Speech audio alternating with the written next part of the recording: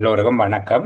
முகாமைத்துவ சேவை உத்தியோகத்தர் சேவையில் உள்ள அதிசிறப்பு தரத்துக்கு ஆட்சேர்ப்பு செய்வதற்கான வரையறுக்கப்பட்ட போட்டி பரீட்சை அலுவலக முறைமை தொடர்பான 4வது செயலமர்வுல சந்திக்கிறோம். இன்றைக்கும் ஆவணங்கள் மற்றும் கோப்பிடல் என்று தரப்பட்டிருக்கக்கூடிய பாடத்திட்டத்தில் உள்ளடங்கிய விடயங்கள் தொடர்பாக பார்க்க இருக்கிறோம். ஏற்கனவே கடந்த செயலமர்வுகளில் இந்த விடயம் தொடர்பாக ஆரம்பத்தில் இருக்கக்கூடிய விடயங்கள், ஆவணங்கள், இந்த கோப்புகள், கோப்பிடல் என்பவை தொடர்பாக நிறைவாக பேசியிருக்கிறோம். இந்த விடயங்களை பேசிய பின்னால கோப்பிடல் முறைகள் என்கிறத பற்றி நாங்கள் எங்களுடைய பார்வையை ஆரம்பிச்சிருந்தாங்க. இப்போ அந்த பகுதிகளில் இப்போ ஆவணங்கள் என்றால் என்ன, நிறுவனம் ஒன்றில் ஆவணங்கள் பராமரிக்கப்படுவதனுடைய வகைகள், இந்த வகையான ஆவணங்கள் பராமரிக்கப்படுகிறது, ஆவணத்தினுடைய பண்புகள் என்கிற இந்த முன்பகுதியை நாங்கள் இறுதியாக தான் பார்த்தது. நிறைவான செயலமர்வுல பார்த்து அதுக்கு பின்பாக அலுவலகத்தில் இருக்கக்கூடிய ஆவண முகாமைத்துவம், மற்றது கோப்புகள், கோப்புகளின் வகைகள் என்பவற்றில் தவற விடப்பட்ட கடந்த செயலமர்வுகளில் தவற விடப்பட்ட சில இடைச்சொருகளையும் பேசி நிறைவு செய்திருந்தோம். இன்றைக்கு நாங்கள் கோப்பிடலின் வகைகள், ஃபைலிங் மெத்தட்ஸ் தொடர்பாக நாங்கள் பேசுகிறோம். கோப்பிடல் என்றால் என்ன என்பது தொடர்பாக எல்லாம் பேசியிருக்கிறோம். இதில் ஒரு விடயம் புதிதாக கோப்பிடல் தொடர்பாக நாங்கள் பார்க்கிற போது தவற விடப்பட்ட ஒரு விடயத்தை இடையில பேச வேண்டும். கோப்பிடலின் தொழிற்பாடுகள், ஃபங்க்ஷன் ஆஃப் ஃபைலிங் அல்லது கோப்பிடலினுடைய பணிகள் என்றால் அது 4 வகையான பணிகளை செய்கிறது. கோப்பிடலின் மூலமாக 4 வகை தொழிற்பாடுகள் நிறைவேற்றப்படுகிறது. ஒன்று நூலக தொழிற்பாடு, 2வது நிர்வாக தொழிற்பாடு, 3 தகவல் தரும் தொழிற்பாடு, 4 வரலாற்று தொழிற்பாடு. தொழிற்பாடு பணி அப்படின்னு சொல்லலாம். ஆனால் இங்க தொழிற்பாடு என்பது அதனுடைய 4 விதமாக சொல்லப்பட்டிருக்கு. இப்படி நுணுக்கமான விடயங்களை கேட்பது உண்டு. அலுவலக முறைமையினுடைய முறைமை என்று சொல்லி போன தடவை கேட்டிருந்தாங்க. அலுவலக முறைமைக்குள்ள ஒரு முறைமை இருக்குது, அதனுடைய 4 முறைமைகள் சொல்லுங்க என்று சொல்லி கேட்டிருந்தார்கள். நாங்கள் அலுவலகம் என்று வருகிற போது அந்த விடயம் தொடர்பில் பார்ப்போம். அது மாதிரிதான் இப்போ கோப்பிடல் தொழிற்பாடுகள், கோப்பிடல்ல 4 வகையான தொழிற்பாடு இருக்குது, அது சொல்லுங்க என்று சொல்லி கேட்கப்படலாம். இது ஒரு முக்கியமான விடயம், இது தவற விடப்பட்டதில்லை, அந்த பகுதியை சொல். சரியா? இன்னொன்று கோப்பிடலினுடைய படிமுறைகள். கோவைப்படுத்துகின்ற போது கோவைப்படுத்தலினுடைய படிமுறைகள், அந்த ஸ்டெப்ஸ் என்ன என்று, முதலாவது கோவைப்படுத்தப்பட வேண்டிய ஆவணங்கள். நீங்கள் இதை விளங்கிக் கொள்வதற்கு இப்படி நினைக்கலாம். ஒரு ஆள் முதல் நாள் கடமையை பொறுப்பேற்கிறார். அப்படி கடமையை பொறுப்பேற்கிற போது அவருக்கான ஃபைலை நீங்க ஓபன் பண்றீங்க. அப்படி அந்த ஃபைல் ஓபன் பண்ற அந்த நிகழ்வை மனசுல வச்சுக்கொண்டு நீங்கள் இதை பார்த்தால் விளங்கும். சரிதானே? ஏதாவது ஒரு விஷயத்த மனசுல அப்படி ஒரு அடுக்காக அடுக்க வேண்டும். வெறுமனே சொற்களை பாடமாக்கினால் அது அதிகம் பயன் தராது. இப்போ நீங்க பார்க்குற போது உங்களுக்கு விளங்க வேணும், இது ஒரு கோப்பை நாங்கள் ஆரம்பிக்கிறோம். சரிதானே? கோப்பிடலினுடைய படிமுறைகள். அப்போ ஒரு பர்சனல் ஃபைலை தொடங்குற மாதிரி நினைச்சுக்கொள்ளுமே, புதுசாக வேலைக்கு வாரு. இப்போ நாங்கள் முதல் அவர் எல்லாம் கொண்டு வருவார், குறிப்பிட்ட சில ஆவணங்கள் கொண்டு வருவார், தன்னுடைய நியமன கடிதம், இந்த மாதிரியாக சில தகமை சான்றிதழ்கள், குடும்பாங்கத்தவர்களுடைய பிறப்பத்தாட்சி பத்திரங்கள், விவாக சான்றிதழ், இந்த மாதிரியாக எல்லாம் கொண்டு வருவார். இப்போ நாங்கள் முதலாவதாக செய்ய வேண்டியது கிடைக்கப்பெற்ற ஆவணங்கள், அவசியமான ஆவணங்கள் தவற விடாமல் எல்லாவற்றையும் சேகரித்துக் கொள்வோம். 2வது ஆவணங்களை ஒழுங்காக பார்வையிட்டு பரிசீலனை செய்தல். சில வேளைகளில் பிறப்பத்தாட்சி பத்திரம் அவருடைய செலவில் பெற்று சுய விவர கோவைக்கு கொடுக்க வேண்டும் என்று போட்டோ காப்பி இருக்கும், அல்லது ரெஜிஸ்ட்ரார் கொடுத்த துண்டு இருக்கும், கட்டணமின்றி வழங்கப்பட்டது என்கிற அந்த உடனே கொடுத்த அந்த பதிவு துண்டோட வருவேன். அப்போ அது எல்லாத்தையும் பார்க்கவும், ஆவணங்களை ஒழுங்காக பார்வையிட்டு பரிசீலனை செய்யவும். அதுக்கு பிறகு அதை பொருத்தமான வகையில தொடர்பு இலக்கங்களை போடவும். அது தொடர்பில் இருக்கக்கூடிய தொடர்பு இலக்கங்களை நீங்கள் இட வேணும். தொடர்பு படுத்தி இலக்கம் போடுறது. இப்ப சில வேளைகளில் ஆவணங்களினுடைய துணை ஆவணங்கள் இருக்குமாக இருந்தால் அதுக்கு ஆல்பபெட் தொடர்ல எழுத வேணும். ஒன்று ஆனா ஆவணா இந்த மாதிரியா ஆவணங்களை வகைப்படுத்துகிறது. கடமையை பொறுப்பேற்பதோடு தொடர்புடையது, அவருடைய தகமையோடு தொடர்புடையது, மாறி மாறி காட்டக்கூடாது. தகமையோடு தொடர்புடையது, குடும்ப அங்கத்தவர்களுடைய விவரம், இவருக்கான சட்ட தேவைப்பாடுகள், இந்த மாதிரியாக ஒரு விதமாக ஆவணங்களை வகைப்படுத்தி எடுத்து அதில் ஃபைல் பண்ண வேண்டும். ஃபைல் பண்ணி இலக்கங்களை போட வேண்டும். தேவை ஏற்படுமாக இருந்தால் குறுக்கு தொடர்புகளையும் எழுதலாம். சில பேருக்கு சில நியமன கடிதங்கள் வரும், உடனடியாக ஒன்றை கொடுத்திருப்பார்கள், முறையான நியமன கடிதம் பின்னர் வழங்கப்படும் என்று சொல்லி போடுவார்கள். அப்போ முறையான நியமன கடிதம் சில வேளைகளில் ஒரு அமைச்சின் செயலாளராக நியமன கடிதம் கொடுத்திருப்பார்கள், முறையான நியமன கடிதம் பின்னர் வழங்கப்படும் என்றால் மாகாண பொதுச்சேவை ஆணைக்குழு பின்னர் கொடுக்கும். அமைச்சு செயலாளர், மாகாண அமைச்சின் செயலாளர் ஒரு கடிதத்தை கொடுத்திருப்பார், பின்னர் முறையான கடிதம் வருகிற போது அந்த கோவையில குழப்பம் ஏற்படாமல் நாங்கள் முறையான நியமன கடிதத்தினுடைய பிரதியை கோப்பிடுகிற போது அந்த குறுக்கு தொடர்பை போடுவோம். அங்க முதல் 7வது பக்கத்துல இருக்குது என்றால் 7வது பக்கத்துல இருக்கிற விவரத்தை இங்க குறிச்சு, இந்த விவரத்தை 7வது பக்கத்துல குறிச்சு அப்படி வச்சால்தான் மாறுபடும். அதில் அவர் பென்ஷன்ல போற போது அவருக்குரிய முறையான நியமன கடிதம் இல்லைங்கிற குழப்பம் எல்லாம் வரும். இப்ப இந்த படிமுறைகளை பார்த்து வச்சீங்கன்னா இந்த 6 படிமுறைகளில் தான் கோப்பிடுதல் நாங்கள் செய்ய வேண்டும் என்கிறத புரிந்து கொண்டால் சரி. இது மேலதிகமாக இந்த இடையில சொருகப்பட்ட ஒரு பகுதி என்கிறதால அந்த பகுதியை உங்களுக்கு சொன்னேன். நீங்கள் எல்லாவற்றையும் இப்போ ஒரு தரத்துல நான் சொல்லி போட்டேனுங்கிறதுக்காக அவ்வளவும் ஞாபகத்துல நிற்காது, எனக்கே நிற்காது. சரியா, நான் பார்த்து உங்களை படிப்பேன், நீங்கள் பார்க்காம தானே சோதனை எழுதுறது. அப்ப அதுக்கு ஏற்ற மாதிரியாக திரும்ப பார்த்து கொள்ள வேணும். 51 வினாக்களும் அவற்றுக்கான விடைகளும் இதுல தந்திருக்கிறேன். இது தொடர்பாக மேலதிகமான பாடப்பிடிப்புகள் அடுத்து வருகிற செயலமர்வுல வழங்கப்படும். நான் நினைக்கிறேன் இன்றைய செயலமர்வுக்கு இந்த ஆவணத்தை நாங்கள் நிறைவு செய்யக்கூடியதாக இருக்கும். சரி, இப்ப நாங்கள் இறுதியாக நிறைவு செய்த இடத்துக்கு வருவோம். கோவையிடும் முறைகளை வகைப்படுத்து. இப்போ ஃபைலிங் மெத்தட்ஸை நாங்கள் எப்படி வகைப்படுத்தலாம்? இது 3 விதமாக பார்க்கப்படலாம். பொதுவாக ஆவணங்கள் கோவைப்படுத்தப்படுகின்ற விதத்தை அடிப்படையாக கொண்டுதான் பல பேரால் பேசப்படுகிறது. கோவையிடம் 2 வகையான முறைகளை தருக என்று கேட்டால் உடனடியாக பழந்த கோவை முறை, புத்தக கோவை முறை என்கிறதை தான் அறிமுகப்படுத்துவார். அதைத்தான் நாங்கள் முதலாவதாக போட்டிருக்கோம். ஆனால் அப்படி அல்ல. சில வேளைகளில் அதனுடைய உபகரணங்கள், கருவிகளை அடிப்படையாக கொண்டு வேறு விதமாகவும் கோப்பிடும் முறைகளை காட்டலாம். பழைய முறை அல்லது பாரம்பரிய முறை, புதிய முறை அல்லது நவீன முறை என்று சொல்லி வகைப்படுத்தலாம். 3வது, அலுவலகத்துல கோப்புகள், ஆவணங்கள், பதிவேடுகள் பேணி பாதுகாக்கப்படுகின்ற இடத்தின் அடிப்படையில். அதாவது சில அலுவலகங்களில் ஒரு இடத்துல தான் எல்லா டாக்குமெண்ட்டும் வச்சிருக்கேன், எல்லா சப்ஜெக்ட் ஆக்கள்டையும் கொடுக்க முடியும். அதுக்கண்டு ஆக்கள் இருக்கும். சரிதானே? விடிய எழுதுனர்கள் கோவைகளை பேணுவது இல்லை. அவர்கள் தங்களுடைய நடவடிக்கைகளுக்காக அவற்றின் பிரதி எடுத்தல் நடவடிக்கை செய்வார்கள். ஆனால் எல்லா ஆவணங்களும் அதற்கென ஒரு மத்திய சுட்டகராதி முறையில் ஒரு மத்திய இடத்துல வேணும். அலுவலகத்தில் ஒரு இடத்துல அது இருக்கும். இந்த முறையை நீங்கள் பார்க்கறதுக்கு இப்ப பாடசாலைகள்ல இப்படியான ஒரு முறை தான் இருக்கும். சரிதானே? பாடசாலையில அது கொஞ்சம் பெரிய பாடசாலையை நீங்கள் நினைச்சு கொள்ள வேணும். ஒரு 180 ஸ்கூலை நினைச்சிக்கிட்டா அங்க இந்த மாதிரியான முறை தான் இருக்கும். யார் வேலை செய்தாலும் அந்த ஃபைல் எல்லாம் பிரின்சிபல் ரூம்ல தான் வச்சிருப்பாங்க. அந்த மாதிரி அந்த கோவைகள் அந்த விடைய பொறுப்பு அலுவலரால கையாளப்பட்டாலும் அது வைக்கப்பட்டிருக்கிற இடம் ஒரு இடமாக இருக்கும். இது சும்மா ஒரு உதாரணம், உண்மையா ப்ராப்பர் எக்ஸாம்பிள் இல்லை. இது நீங்க ஞாபகத்துல வச்சிருக்கிறதுக்காக. அது மத்திய கோப்பிடும் முறை.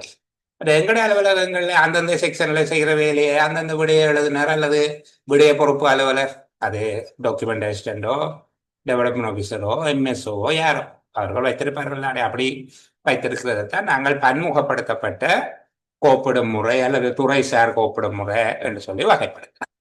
இப்போ இதில் நாங்கள் கோப்பிடும் முறைகளை தீர்மானிக்கின்ற காரணிகள் எவை என்று பார்க்க. எந்த கோப்பிடும் முறையை பயன்படுத்துகிறது? என்பது முதலாவது கோப்பிட வேண்டிய ஆவணங்களினுடைய அளவு, அவற்றினுடைய வடிவம், தன்மை, அந்த வகைப்பாடுகளின் அடிப்படையில் இது அமையும். அவை வெவ்வேறு அளவுகளில் இருக்கும். கடிதம், வரைபடம், லைசன்ஸ் இந்த மாதிரியாக தரக்கூடிய அல்லது இந்த வங்கி சேமிப்பு சான்றிதழ்கள் போன்றவை பார்த்துக்கொண்டு நாங்கள் அதுக்கு ஏற்றபடியாக அதை கோப்பிடும் முறையை தீர்மானம். நான் இது ஏற்கனவே கதைக்கு நாங்கள் நினைக்கிறேன், மேலோட்டமாக பேசிக்கொண்டு போகிறேன். இப்போ உதாரணத்துக்கு நான் உங்களுக்கு சொல்லி தந்தேன்னா, அந்த கடையில் பில் குத்தி வைக்கிறது, கடையில் பில் குத்தி வைக்கிற அந்த முறையை தெரிவு செய்கிற போது, சாப்பாட்டு கடையில் பில் குத்தி வைப்பார்கள். உதாரணத்துக்கு நீங்கள் இந்த இதில் காட்டுகிறேன் பாருங்க,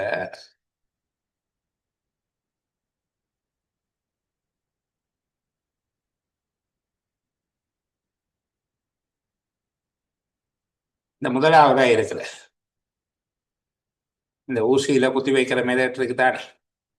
இப்ப இப்படி ஒரு இது ஒரு கோப்பிடும் முறை, சரிதானே? இது ஒரு வகையான கோப்பிடுகிற முறை. அப்ப இவ்வாறு இருக்கிற கோப்பிட முறையை தெரிவு செய்வதை மனசுல வச்சுக்கொண்டு நீங்க பாத்தீங்கன்னா சரி. இப்போ முதலாவது ஆவணத்தினுடைய வகை, அது பில் என்றபடியே கவனமா குத்தி வைக்கணும் என்ற டிசைட் பண்றேன். இதுவே மிக பாதுகாப்பாக வைக்க வேண்டிய கடிதம் என்று சொல்லி சொன்னா இந்த ரெண்டாவது இருக்கிற இந்த வடிவத்தை பாவிப்பேன், சரிதானே? இது ஒரு ஹோல்டர், இந்த ஹோல்டருக்குள்ள அடுக்கி வைக்கிற மாதிரியாக பயன்படுத்துவேன். சாப்பாட்டு கடை பில்லை கொண்டு போய் அதுக்குள்ள அடுக்க மாட்டேன். ஆவணத்தினுடைய வகை தான் இதுக்க வைக்கிறதா அழுக்க வைக்கிறதா என்பதை தீர்மானிக்கும், சரியா? இதுல வைக்கிறதா அதுல வைக்கிறதா என்கிறத தீர்மானிக்கிறது ஆவணத்தினுடைய வகை. முதலாவது விடயமாக நாங்கள் ஆவணத்தினுடைய வகையை பார்க்கிறோம். அடுத்தது ஆவணங்கள் முக்கியத்துவம், எவ்வளவு தூரம் முக்கியத்துவம், எவ்வளவு பெறுமதியானவை, அது இந்த பெறுமதிங்கிறது காசு பெறுமதியை சொல்லுகிறது, அது எவ்வளவு தூரம் முக்கியமானது. அடுத்தது எங்க வைக்க போகிறோம், நாங்கள் இந்த ஆவணங்களை எங்க வைக்க போகிறோம் என்கிறத பொறுத்து அதை தீர்மானிக்கும். எவ்வளவு காலத்துக்கு வச்சிருக்க வேணும், மற்றது ஆவணங்கள் அடிக்கடி வெளியில் எடுக்கிறதா அல்லது எப்போதாவது எடுப்போமா, இந்த விடயங்கள் எல்லாவற்றையும் பார்த்துக்கொள்ளும். இப்படி பார்க்கிற போது திரும்ப இந்த கோப்பிடும் முறைகள் என்பதை பற்றி கதைக்க வலிக்கிட்டேன். பிளந்த கோவை முறை என்றால் என்ன, புத்தக கோவை முறை என்றால் என்ன, இந்த ரெண்டுக்கும் இடையிலான வேறுபாடு என்ன என்பது வரைக்கும் பேசியிருக்கிறேன். நான் அந்த பகுதியை திருப்பி சொல்லேன். பிளந்த கோவை என்றால் என்ன என்பது தொடர்பாகவும், புத்தக கோவை என்றால் என்ன என்பதை பற்றியும், அதே போல இந்த பிளந்த கோப்பு முறை புத்தக கோப்பு முறை என்பவற்றுக்கு இடையில இருக்கக்கூடிய வித்தியாசங்கள், ஒற்றுமைகள் என்பவற்றை உள்ளடக்கியதாக, வேறுபாடுகள் என்று போடப்பட்டிருந்தாலும் அவற்றுக்கு இடையில ஒரு ஒப்பீடு, இவ்வளவு விடயங்களையும் பேசி நிறைவு செய்துட்டோம். அப்ப இதுக்கு மேல இருக்கிற விடயங்கள் எல்லாமே நாங்கள் பேசி நிறைவு செய்தது. உண்மையில இதில் ஒரு இலக்கம் போடப்படாமல் இது 34வது விடயமாக இருந்திருக்க வேண்டும். ஆனால் அது அப்படி போடப்படாமல் மேலுள்ளவற்றினுடைய ஒரு பகுதியாக வந்துட்டு, சரிதானே? அது திருத்தப்பட்டிருக்க வேண்டும் 34வது விடயமாக. அப்போ நாங்கள் மொத்தம் 52 தலைப்புகள். இதை மேல இருக்கிற புத்தக கோப்பு முறை அல்லது ஒருங்கிணைந்த கோப்பு முறை என்பதற்கு கீழே நாங்கள் எழுத போறதில்லை தானே. ஆனால் அது இலக்கம் வேற இல்லை, நீங்கள் உங்களோட அந்த டியூட்டில் திருத்திக் கொள்ளுங்க. நான் பிரிண்ட் எடுத்த ஆக்களுக்காக சொல்லுகிறேன், மற்ற ஆக்களுக்கு வேண்டாம் திருத்தி போட்டு விடுகிறேன் அந்த இலக்கத்தை. சரி, இப்ப இதுக்கு மேல இனி இந்த பிளந்த கோவை முறையில என்ன நன்மை இருக்கு? இப்ப பிளந்த கோவை முறை என்பது உங்களுக்கு தெரியும், நீங்கள் வளமையா ஆபீஸ்ல பயன்படுத்துகிறது. ஒரு பக்கத்துல குறிப்பு எழுதுகிற தாள்கள், குறிப்பு தாள்கள் இருக்கும், அடுத்த பக்கத்துல கடித ஆவணங்கள் இருக்கும். இந்த ரெண்டுக்கும் இடையிலான வேறுபாடு தொடர்பாக நாங்கள் கதைச்ச விஷயத்தை ஞாபகப்படுத்தி கொண்டு போனா சரி. பிளந்த கோவையில கடிதங்கள் வலது பக்கம் கோவை செய்யப்பட்டிருக்கும், புதிய கடிதங்கள் மேலே இருக்கும், பழைய கடிதங்கள் கீழாக கோவை செய்யப்பட்டிருக்கும். அது ஒரு புத்தகம் போல வாசிக்கலாது, தொடக்கத்துல இருந்து முடிவு வரைக்கும் வாசிக்கலாது, கீழிருந்து மேலேயாகத்தான் வந்திருக்கும். மேலே இறுதியாக கிடைச்ச கடிதம் இருக்கும். அந்த கிடைக்கிற கடிதத்துல ஒன்றும் நாங்கள் எழுதுறது இல்லை. சிலது அலுவலகத்துல உங்களுக்கு மினிட் பண்றது இருக்கும், மறுபடி வேறு விடயங்கள் அதில் எழுதுறது இல்லை. குறிப்புகள் எழுதப்படுவதில்லை. தனியான குறிப்பு தாள்கள் இடது பக்கத்துல கோப்பிடப்பட்டு இருக்கும். அவற்றுக்கு ரோமன் இலக்கம் போடப்படும். வலது பக்கத்துல போடப்படுகிற கடிதங்களுக்கு இந்து அராபிய எண்ணில் இலக்கமிடப்பட்டிருக்கும். அவற்றுக்கு இணைப்புகள் காணப்படுமாக இருந்தால் அகர வரிசையும் சேர்க்கப்படும். புத்தக கோவை முறையில கடிதங்கள் எல்லாமே இடது பக்கமாகத்தான் கோவை செய்யப்பட்டிருக்கும். அப்ப கோவையை விரிக்கைக்குள்ள எங்களோட இடது கை பக்கத்துல இருக்கும். பழைய கடிதங்கள் மேலுக்கு இருக்கும். திறந்தால் முதலாவது வந்த கடிதம் தான், முதலாவதாக கோப்பிட்ட கடிதம் தான் அதுல வாசிப்படும். பழைய கடிதங்கள் மேலும் புதிய கடிதங்கள் கீழாக இருக்கும். அப்ப தொடக்கத்தில இருந்து இறுதி வரைக்கும் வாசித்து கொண்டு போகும். குறிப்புகள் ஒன்றும் எழுதப்படாது. அது தனியாக குறிப்பு தாழ்வு எழுதுறது. அந்த கடிதத்துல எங்க முடியுதோ அதுக்கு பிறகு அந்த கடிதத்தின் பின்பக்கம் சில வேளை கடிதம் 2 பக்கம் வந்து எழுத இல்லைன்னா மேலதிகமாக ஒரு வெள்ளை பேப்பரை கட்டிட்டு அதில் எழுதுகிறது. அப்படியாகத்தான் இருக்கும். தொடர்ச்சியாக கடிதம், அதற்கான கடித வரைவோ, அதோட நீங்க மினிட் பண்ணி உங்களோட ஐடியாவை கொடுத்தது, மேலதிகாரி திருப்பி உங்களுக்கு திருத்தங்களை அல்லது வழிகாட்டுதல்களை வழங்கினது, அதை வச்சுக்கொண்டு நீங்க கடித வரைவு போட்டது, திருப்பி கடிதத்தை கையெழுத்துக்கு சமர்ப்பிக்கிறது, இப்படி இந்த ஒழுங்குகள் எல்லாம் போய்கொண்டிருக்கும். அப்ப அதை ஒரு புத்தகம் போல வாசிக்க முடியும். குறிப்புகள் அந்த கடிதத்தினுடைய முன்பக்கம், பின்பக்கம், மேலதிக கடிதாசி போன்றவற்றில் எழுதும். குறிப்பு தாள்கள் என விசேடமாக இருக்காது. கோவையில இந்த கடிதங்களுக்கு இடையில தாள்கள் சேர்க்கப்பட்டிருக்கும். குறிப்பு தாள்களுக்கு ரோமன் இலக்கப்படப்படுவது போல இங்க இல்லை. குறிப்பு தாள்கள் தனியாக இலக்கமிடப்படுவது இல்லை. எல்லா கடிதாசிகளுக்கும் சேர்த்து இந்து அராபிய நிலை இலக்கமிடுவார்கள். இணைப்புகள் காணப்படுமாக இருந்தால் அவற்றுக்கு அகர வரிசை பயன்படுத்தப்படும். ஏபி என்று போடுவார். 31A, 31B அல்லது 31 ஆனா அவன்னா இப்படி போடுவார். சரி, இப்ப எங்களுக்கு பிறந்த கோவையும் புத்தக கோவையும் தெரியும், விளங்கிட்டு சரிதானே. புத்தக கோவைங்கிறது புத்தகம் போல கட்டப்பட்டிருக்கும் என்று சொன்னாங்க. அதாலதான் அதுக்கு புத்தக கோவை. இப்ப விரிச்ச உடனே முதலாவது பேப்பர் தான் வரும். அதுக்கு பிறகு தட்டி தட்டி போனா இறுதியாக வந்த கடைசி பக்கத்துல கட்டியது. இனி வர போறது அதுக்கு பின்னே கட்டப்படும். இந்த பிளந்த கோவை முறையில என்னென்ன நன்மைகள் இருக்கு? நீங்கள் பயன்படுத்துகிற அலுவலகத்துல நீங்கள் பயன்படுத்துகிற கோவை இருக்கு தானே, அதிலே என்னென்ன நன்மைகள் இருக்குது என்று சொல்லி. இப்ப இங்க குறிப்பு தாள்கள்ல முறைப்படி எழுதப்பட்டால் வலது பக்கத்துல இருக்கிற கடிதங்களை தேடிக்கொள்வது, கண்டறிவது இலகு. ஏனென்றால் உண்மையில குறிப்பெழுதுகிற போது இவரிடமிருந்து இந்த திகதியில கிடைத்த இந்த விடயம் தொடர்பான கடிதம், அதனுடைய சாராம்சம், அது தொடர்பில் உங்களுடைய முன்மொழிவுகள், கடந்த கால வரலாறு போன்றவை எல்லாம் அதில் எழுதப்பட்டிருக்கும். அதை பார்த்து அந்த கடிதம் எத்தனையாம் பக்கம் என்று சொல்லி இதுல நீங்க குறிப்பிட்டாலே எழுதியிருப்பீங்க. கௌரவ ஆளுநர் கிழக்கு மாகாணம் அவர்களுடைய இந்த திகதி இந்த இலக்கமிடப்பட்ட பக்கம் 83 கடிதம் தொடர்பாக தங்கள் கவனத்தை ஈர்க்கிறேன். அதுக்கு பிறகு அந்த கடிதத்தினுடைய சாராம்சம் எழுதியிருப்பீங்க. முதலாவது கவனத்தை ஈர்ப்பது, இரண்டாவது கடிதத்தினுடைய சாராம்சம், இந்த கடிதத்திலே என்ன விடயங்கள் கேட்கப்பட்டிருக்கு, 3 இந்த விடயம் தொடர்பாக முன் நிகழ்ந்தவை. இவர் இப்ப கேட்கிற இந்த விடயம் தொடர்பாக முன்னுக்கு நாங்கள் என்னென்ன நடவடிக்கைகள் செய்திருக்கிறோம், அந்த ஆவணங்களினுடைய பக்க இலக்கங்கள் எல்லாம் போட்டு அதுக்கு கொடியிட்டு தான் சிக்னேச்சருக்கு அங்க அவருடைய ஆலோசனைக்கு முதல் கொடுப்பீங்க. உங்களோட மினிட்டை பார்த்து அவர் ஆலோசனை தருவதற்கு. அப்ப அந்த பக்கங்களுக்கு எல்லாம் கொடியிட்டு பக்க இலக்கங்கள் எல்லாம் எழுதி இருக்க வேணும். இந்த குறிப்பிலையும் எழுதுவீங்க எத்தனையா பக்கங்கள்ல அந்த முன்னைய நிகழ்வுகள் நடந்திருக்குது என்று சொல்லி. சிலவுகளை அந்த ஃபைல் முடிஞ்சு இன்னொரு ஃபைல் வந்திருக்குமாக இருந்தால் அந்த ஃபைலை இதோடு சேர்த்து வச்சு ஒரு சிவத்த டேப்பால கட்டி அந்த ஃபைலுக்கும் டக் பண்ணி கொடுப்பீங்க. சரியா? அப்போ அதெல்லாம் அந்த விவரங்கள் எல்லாம் முன்னுக்கு இருக்கும். அதை வச்சுக்கொண்டு கடிதங்களை உடனடியாக கண்டறியக்கூடியதாக இருக்கும். அப்போ அந்த விஷயம் போடுவீங்க. அப்போ முதலாவது கடிதத்தை சுட்டி கவனத்தை கோருவீர்கள். இரண்டாவது கடந்த கால வரலாறு பேசுவீர்கள். அதற்கு முன்பாக இரண்டாவது சாராம்சம் எழுதுவீங்க. மூன்றாவது கடந்த கால பொழிப்புகளை சொல்லுவீங்க. நாலாவது உங்களுடைய சிபாரிசு, இது தொடர்பாக என்னென்ன விடயங்களை செய்யலாம், எவ்வகையான தீர்மானங்களை எடுக்கலாம். அங்க ஒரு பிரச்சனை என்றால் அந்த பிரச்சனை தொடர்பில் அல்லது ஒரு தீர்மானம் எடுக்க வேண்டிய நிலைமை தொடர்பில் பல்வேறு வகையான தீர்மானங்கள் எடுக்கப்படலாம். ஒரு விடயத்துக்கு ஒன்றுக்கும் மேற்பட்ட தீர்மானங்கள் நிச்சயமாக இருக்கும். அப்ப அந்த ஒன்றுக்கும் மேற்பட்ட தீர்மானங்கள் எவ்வாறான தீர்மானங்கள் எடுக்கலாம், அந்த தீர்மானங்களில் பொருத்தமானது எது, அதுக்கான காரணம் என்ன போன்ற உங்களுடைய சிபாரிசோடு தான் அந்த கடிதத்தை மேலதிகாரியினுடைய ஆலோசனைக்காக சமர்ப்பிக்க வேண்டும். இதுதான் நடைமுறை. நீங்க அப்படி செய்யறீங்களா இல்லையா அதெல்லாம் எனக்கு தெரியாது. இப்படித்தான் செய்ய வேணும்.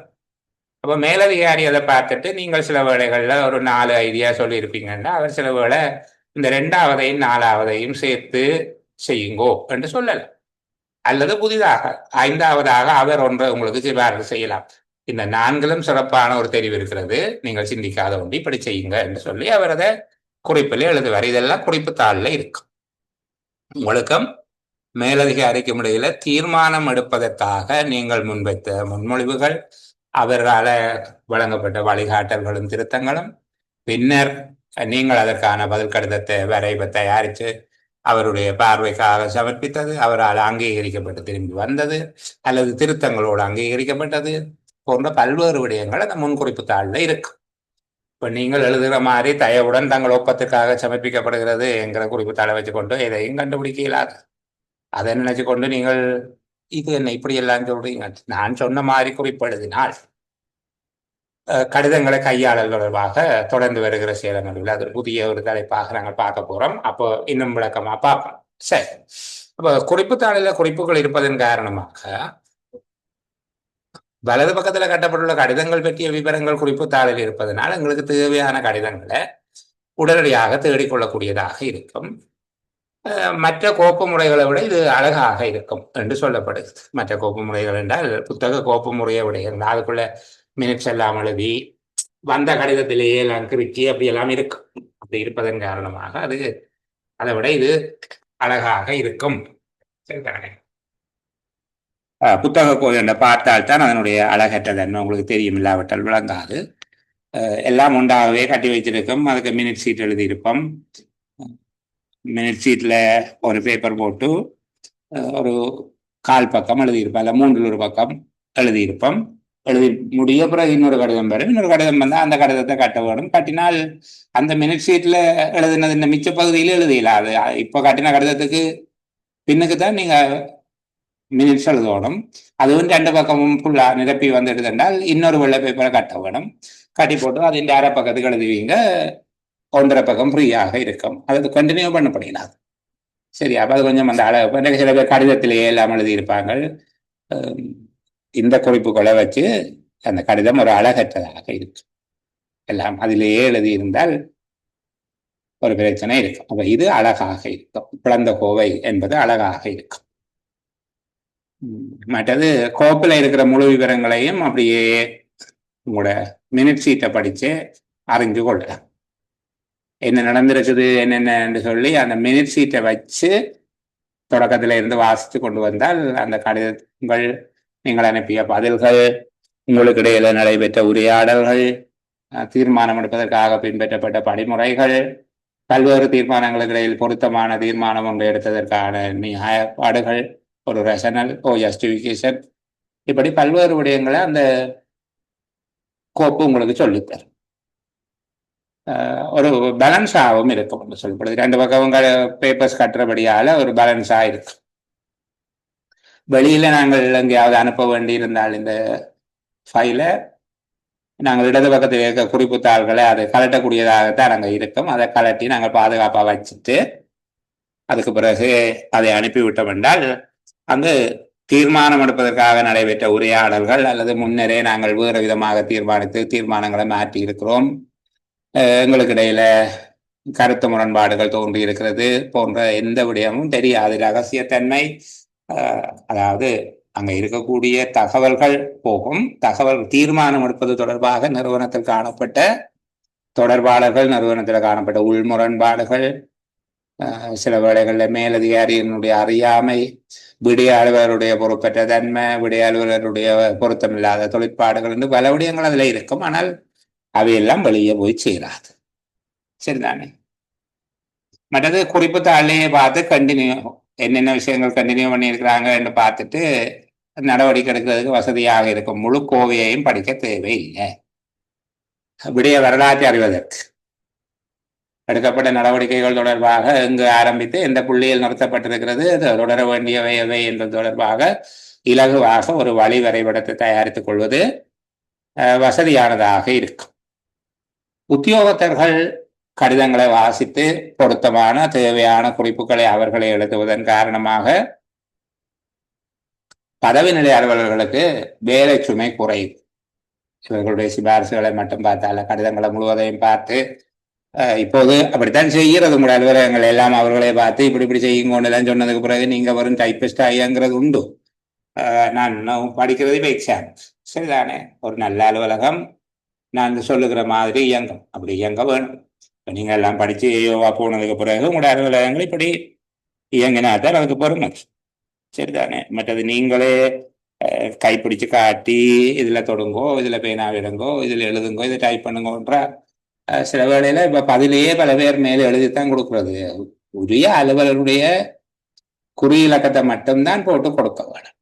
உரிய அலுவலருடைய குறியிலக்கத்தையும் அவருடைய நேரடி மேற்பார்வை அலுவலருடைய குறிப்பீட்டையும் அங்கே போட வேணுமே தவிர வேறு வழிகாட்டல்கள் நீங்கள் கொடுக்க தேவையில்லை. அந்த விடய பொறுப்பு அலுவலர் தான் மேலதிகாரிக்கு வழிகாட்டலை கொடுக்க வேணும். இதுதான் பிளந்த கோவையினுடைய தத்துவமே இதுதான். சரியா. இந்த தத்துவத்தை அடிப்படையாக வைத்துக் கொண்டுதான் இந்த நன்மை தீமைகளை பேசுது. மறுபடி எங்கட கோப்புகள் உண்மையில குறிப்பாக வடக்கில் சரி, கிழக்கில் கணிசமான முன்னேற்றம் இருக்குது. வடக்கில் இருக்கக்கூடிய பல அலுவலகங்கள்ல ஏறத்தாழ எல்லா அலுவலகங்கள்லையும் இதுதான் நிலைமை. சரி, நான் அலுவலகங்களோட உள்ள குறை சொல்ல வர இல்லை. அது எங்களுடைய வேலையும் இல்லைன்னு அரசு அலுவலகங்களை குறை சொல்வது தாவர விதி கோவையின் 47வது அத்தியாயத்தின் கீழே பொருத்தமில்லை. ஒழுக்காற்று நடவடிக்கை எடுக்கக்கூடிய ஒரு விடயம். நம்ம நன்மையும் தேவையில்லாம போய் அதில் சிக்குவா. நம்ம இதுக்குள்ள வருவோமே. இன்னொன்று, விடயத்தை கையாளும் அலுவலருக்கு ஒரு ஊக்கமும் திருப்தியும் ஏற்படுகிறது. நான் தாண்டா போஸ், நம்மட விஷயத்துல நாம தான் டிசிஷன் எடுப்போம் சரிதானே. அதன் சரி பிள்ளை இப்படித்தான் செய்யணும் அப்படித்தான் செய்யணும் என்கிறது தொடர்பாக நாங்கள்லாம் தீர்மானம் எடுப்போம். இதை ஆக்கபூர்வமாக பயன்படுத்த வேண்டும். பல இடங்கள்ல ஒரு அந்த அலுவலகத்தில் இருக்கிற ஏஓவினுடைய விதண்டாவாதம் அல்லது விளங்காத்தனம் தனக்கு தெரியாது என்பது அவருக்கு தெரியாம, அவருக்கோ அவவுக்கோ தெரியாம இருக்கிறதன் காரணமாக பல அலுவலர்கள் கண்ணீரும் கம்பளையுமாக திரிகிறார்கள். அந்த அர்த்தத்துல நான் சொல்லி சரிதானே, அந்த அர்த்தத்துல இல்லை. அது சில வேளையில மேலதிகாரி என்ன செய்யறாருண்டா இது என்ன மாதிரி இதுண்டா சார் அதை இப்படித்தான் சார் செய்யணும் இல்லைண்டா போல நாளைக்கு எங்களுக்கு பிரச்சனை சார் எங்கள்கிட்ட எக்ஸ்பிளனேஷன் ஈகோட்ல இருக்கேன்னு என்று சொல்வதன் மூலமாக மேலதிகாரியினுடைய அறிவும் நிர்வாக உத்தியோகத்தருடைய அறிவும் பொங்கி பிரவாகிப்பதன் காரணமாக அந்த அறிவின் பாய்ச்சலை, அந்த அறிவின் பிரவாகத்தை தாங்க முடியாமல் பல அலுவலர்கள் ஆகாய பூமிக்கு வந்த போது நிகழ்ந்தது மாதிரியாக ஏங்கி பிடி விழுந்து போயிருக்கிறேன். நான் அந்த அர்த்தத்துல சொல்ல இல்லை. முறையாக ஒரு அலுவலர் சரியா படிச்சு அவர் ஒழுங்கு விதிகளையும் நடைமுறை விதிகளையும் கற்றவராக இருந்தால் சரியாக வழிகாட்டுகிற போது அவர் மேலும் கற்பவராக இருப்பார். புதிய புதிய பிரச்சனைகள், புதிய புதிய தீர்மானங்கள் எடுக்க வேண்டிய நிகழ்வுகள் ஏற்படுகிற போது அவற்றுக்கான முன் செய்யப்பட்டுள்ள ஏற்பாடுகளை கற்று அப்படி சொல்லுகிற போது அவருக்கு எனக்கு எல்லாம் தெரியும் என்கிற ஒரு திருப்தி எல்லாம் ஏற்படும். இப்படி இருந்தால் நல்லது. சரியா. சரி, இது பிரிக்கப்பட்ட கோப்பு முறை தொடர்பாக நன்மைகள் என்று கேட்டால் அள்ளி விளாசலம். இப்படி இலகுவான கேள்விகளும் வரும். எல்லாமே கஷ்டமா தான் வரும் என்று சொல்லி இல்லை. நீங்கள் இன்னும் சுருக்கியும் எழுதலாம். இந்த அளவில் எழுதாமல் இதை இன்னும் சுருக்கி எளிமைப்படுத்தியும் எழுதலாம். நான் கொஞ்சம் விளக்கத்துக்காக இந்த பகுதியை கூட எழுதியிருக்கேன். இந்த கோப்பில் எதுவும் குறைபாடு இருக்குதா என்று சொல்லி நான் தீமைகள் என்ற வார்த்தையை பயன்படுத்த இல்லை. நன்மை தீமைன்னு சொல்லலை. இதுல சில மட்டுப்பாடுகள் இருக்கு, சில லிமிட்டேஷன்ஸ் சரிதானே, சில சொற்களை இதுக்குள்ள இருக்கு. முதலாவது விடயம் என்னென்றால், எந்த கடிதம் அங்கே இருக்குன்னு கஷ்டப்பட்டு தேவை. இதனுடைய மருத்துவ சான்றிதழை அகற்றி விடுவோம் அல்லது அவருக்கு வழங்கப்பட்ட நற்சான்றிதழ் என்ன சொல்ற நீங்கள் மெச்சுரை மெச்சுரை ஒன்றை அகற்றி விடுவோம், அல்ல குறிப்பிட்ட அலுவலர் தன்னுடைய கோவையில இருந்து அவருக்கு வழங்கப்பட்ட கண்டனத்தை எச்சரிக்கை அகற்றி விடுவோம் என்று நினைப்பாராக இருந்தால் அது எங்க இருக்குது என்று தேடிக்கொண்டு இருக்கிறது சரியான கஷ்டம். இப்ப குறிப்பிட்ட கேட்டா அது உடனே சொல்லும் எத்தனையாம் பக்கத்துல இருக்குது என்று சொல்லி உடனடியாக அது காற்று அதை புடுங்கி கொண்டு போறது சரியான சுகம். வலது பக்கத்துல உள்ள கடிதங்கள் பற்றிய குறிப்புகள் இடது பக்கத்தில் தெளிவாக காட்டப்பட்டிருப்பதால் மதிப்புமிக்க கடிதங்கள் திருடுவது எளிதாகிறது. மற்றது குறிப்புகள் இடது பக்கத்துல கடிதங்கள் வலது பக்கத்துல இப்படி எல்லாம் இருப்பதால ரெண்டையும் சேர்த்து வாசிக்கிறது கடினமானதாக இருக்கும். ஒரு புத்தகம் போல வாசிக்க முடியாம இருப்பதுனால இதையும் தட்டி அதையும் தட்டி அந்த ரெண்டையும் சேம் டைம்ல விரிச்சு வச்சும் பார்க்கல. இதை பார்த்துட்டு பிறகு அந்த அதுக்குள்ள கையை வச்சு கொண்டு அல்ல ரூலரை வச்சுட்டு அடுத்த போய் பார்த்துட்டு பிறகு அப்படி இங்கேயும் அங்கேயும் மாறி மாறி எல்லாம் அடிப்பிரிய வேணும். ஆத்மா அலையும் இடப்பக்கமும் வலப்பக்கமும். அது ஒரு பெரிய பிரச்சனை. ஒன்றிணைத்து வாசித்து புரிந்து கொள்வது கடினமானதாக இருக்கும். குறிப்பா பர்சனல் ஃபைலுக்கு இந்த முறைமை பொருத்தமானது இல்லை. முன்னிருந்து பின்னாக வாசிக்கக்கூடிய புத்தக கோப்பு முறை இதுக்கு பொருத்தமாக இருக்கும். ஆனால் நாங்கள் வேறு காரணங்களுக்காக பர்சனல் ஃபைலையும் இதே மாதிரி தான். தனியார் கோப்புகள் அதாவது சுய விவர கோவைகளுக்கு இந்த முறை கொஞ்சம் பொருத்த குறையும். கடிதத்துடன் தொடர்பில்லாத தவறான குறிப்புகள் பயன்படுத்தப்படலாம். இந்த குறிப்புகளை விடயம் தெரியாத இல்ல விடயத்தில் ஆழமான அறிவு இல்லாத ஒருவருடைய குறிப்புகள் சில வேளைகள்ல கடிதம் பேசுகிற விடயத்தை விட மேலதிகமாக சில விடயங்களை அவர் வேறு விதமாக புரிந்து கொண்டு எழுதினால் அது பிரச்சனையா இருக்கும். என்ற மேலதிகாரி கடிதத்தை தேடி பார்க்காமல் இவற்றை குறிப்பை மட்டும் பார்க்கிற போது தவறான வழிகாட்டல்கள் நிகழும். அல்லது காகிதாதிகள் சிக்கனமின்மை, குறிப்பு தாள்கள் எல்லாம் இணைக்க வேணும், ரெண்டு பக்கமும் கட்ட வேணும், அந்த மாதிரியாக இருக்கிறதால கொஞ்சம் கூடிய செலவு வரும் என்று சொல்லி சொல்றாங்க. விடய பொறுப்பு அலுவலருடைய கடமை அதிகரிக்கும்.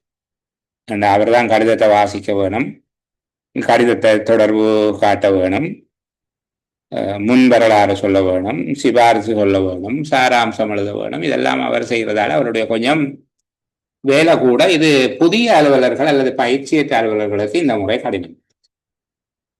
பயிற்சியற்றவர்கள் இந்த முறையை கையாள்வது மிக கடினமானதாக இருக்கும்.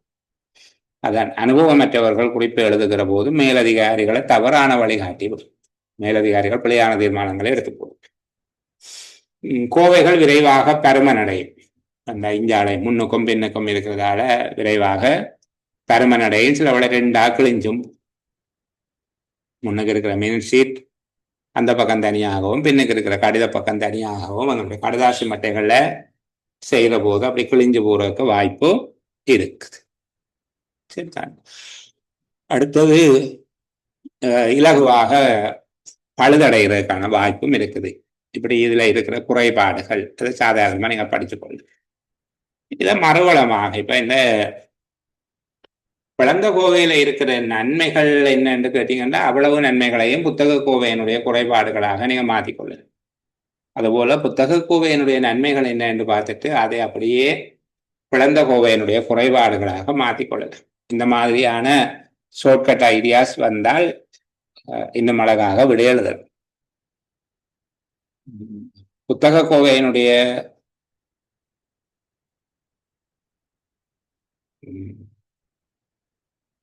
நன்மைகள் என்னென்ன விதமான நன்மைகள் இருக்குது அதை ஒரு புத்தகம் போல ஒழுங்காக வாசிக்கலாம். முதலாவது கிடைச்ச கடிதம், குறிப்புகள், எடுக்கப்பட்ட தீர்மானங்கள் அல்லது முடிவுகள், அனுப்பப்பட்ட பதில் என்பவை தொடர்ச்சியாக இருக்கும்.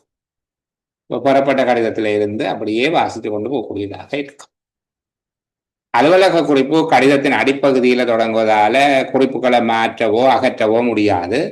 அப்ப இது கோவையை பாதுகாப்பாக மாற்றும். இல்லை நான் அப்படி சொல்லல, நான் அப்படி எழுதையில, நான் உங்களுக்கு இந்த மாதிரியாக கைட் பண்ணேன்னு விடைய எழுதுனதுன்னு சொல்லல, அது மேலதிகாரின்னு சொல்லல. அகற்றின கடிதத்தையும் செய்துதான் அகற்ற வேண்டி இருக்கு. சரிதாங்க. கடிதத்தையும் குறிப்பையும் தொடர்ந்து படிக்க முடியும். இஞ்சையும் அங்கையும் இடது பக்கமும் வலது பக்கமும் தேடி தேடி படிக்க தேவையில்லை, தொடர்ச்சியாக படிக்க முடியும். அது தீர்மானம் எடுப்பதற்கு வசதி அளிப்பதாக இருக்கு. கோப்பினுடைய ஒரு பக்கம், கோவையின் ஒரு பக்கம் மட்டும் தாள்கள் கட்டப்படுவதனால அது குறைந்த பருமனுடையதாகவும் இருக்கும். அந்த ரெண்டா கிளியர் ஆபத்தும் இல்லை. காகிதாதிகள் பாவனை சிக்கனம் என்று சொல்லப்பட்டிருக்கு. அடுத்து குறிப்பு எழுதுவதில் அனுபவம் இல்லாதவர்களுக்கு இந்த முறை இலகுவானதாக இருக்கும்.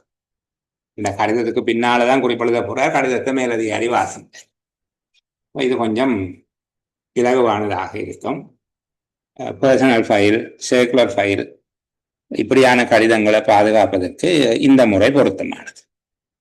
ஏன் இந்த முறை பொருத்தமானது என்றால், அப்படி முன்னுக்கு ஆரம்பித்து பின்னுக்கு அதில் செய்யப்பட்ட மாற்றங்கள் அப்படியே லைனுக்கு படித்து கொண்டு போகலாம். பர்சனல் ஃபைலையும் அப்படி பார்க்கலாம். முதலாவது நியமன கடிதத்தில் தொடங்கி கடமையை பொறுப்பேற்ற கடிதம் அந்த லைனில் அப்படியே ஓடிக்கொண்டு போகிறதுக்கு இது பொருத்தமாக இருக்கு. வெளியாட்கள் தகவல்களை பார்ப்பது கடினம். ஏன்னா எந்த கடிதம் எங்க இருக்குது, எத்தனையாம் பக்கத்தில் இருக்குதுன்ற விவரத்தை எல்லாம் முன்னுக்கு பார்த்து கொள்ளலாது. இந்த பொருளடக்கம் அல்லது உள்ளடக்கம் தருகிற குறிப்புத்தாள் முன்பக்கத்தில் இல்லை. அப்போ அவர் முழு ஃபைலையும் போட்டு கிண்ட வேணும். ஒரு கட்டத்தில் ஒன்றா பார்த்து கொண்டு வந்து ஒரு 50 பேப்பர் போன உடனே பிறகு 2 தொடங்கிட்டு. இப்போ வெளியாட்கள் தகவல்களை பார்ப்பது அல்லது கடிதங்களை திருடுவது கடினமாக இருக்கும். சரியா? இதனுடைய ஒருங்கிணைந்த கோப்பு முறை, புத்தக கோப்பு முறை எல்லாம் ஒன்றுதான். நாங்கள் அடிக்கடி பேரோட மாற்றி பாவிக்கிறது. அங்கே அவர்கள் எப்படி ஒருங்கிணைந்த தாக்கல் என்று சொல்லி ஒரு பரீட்சையில இருக்கு.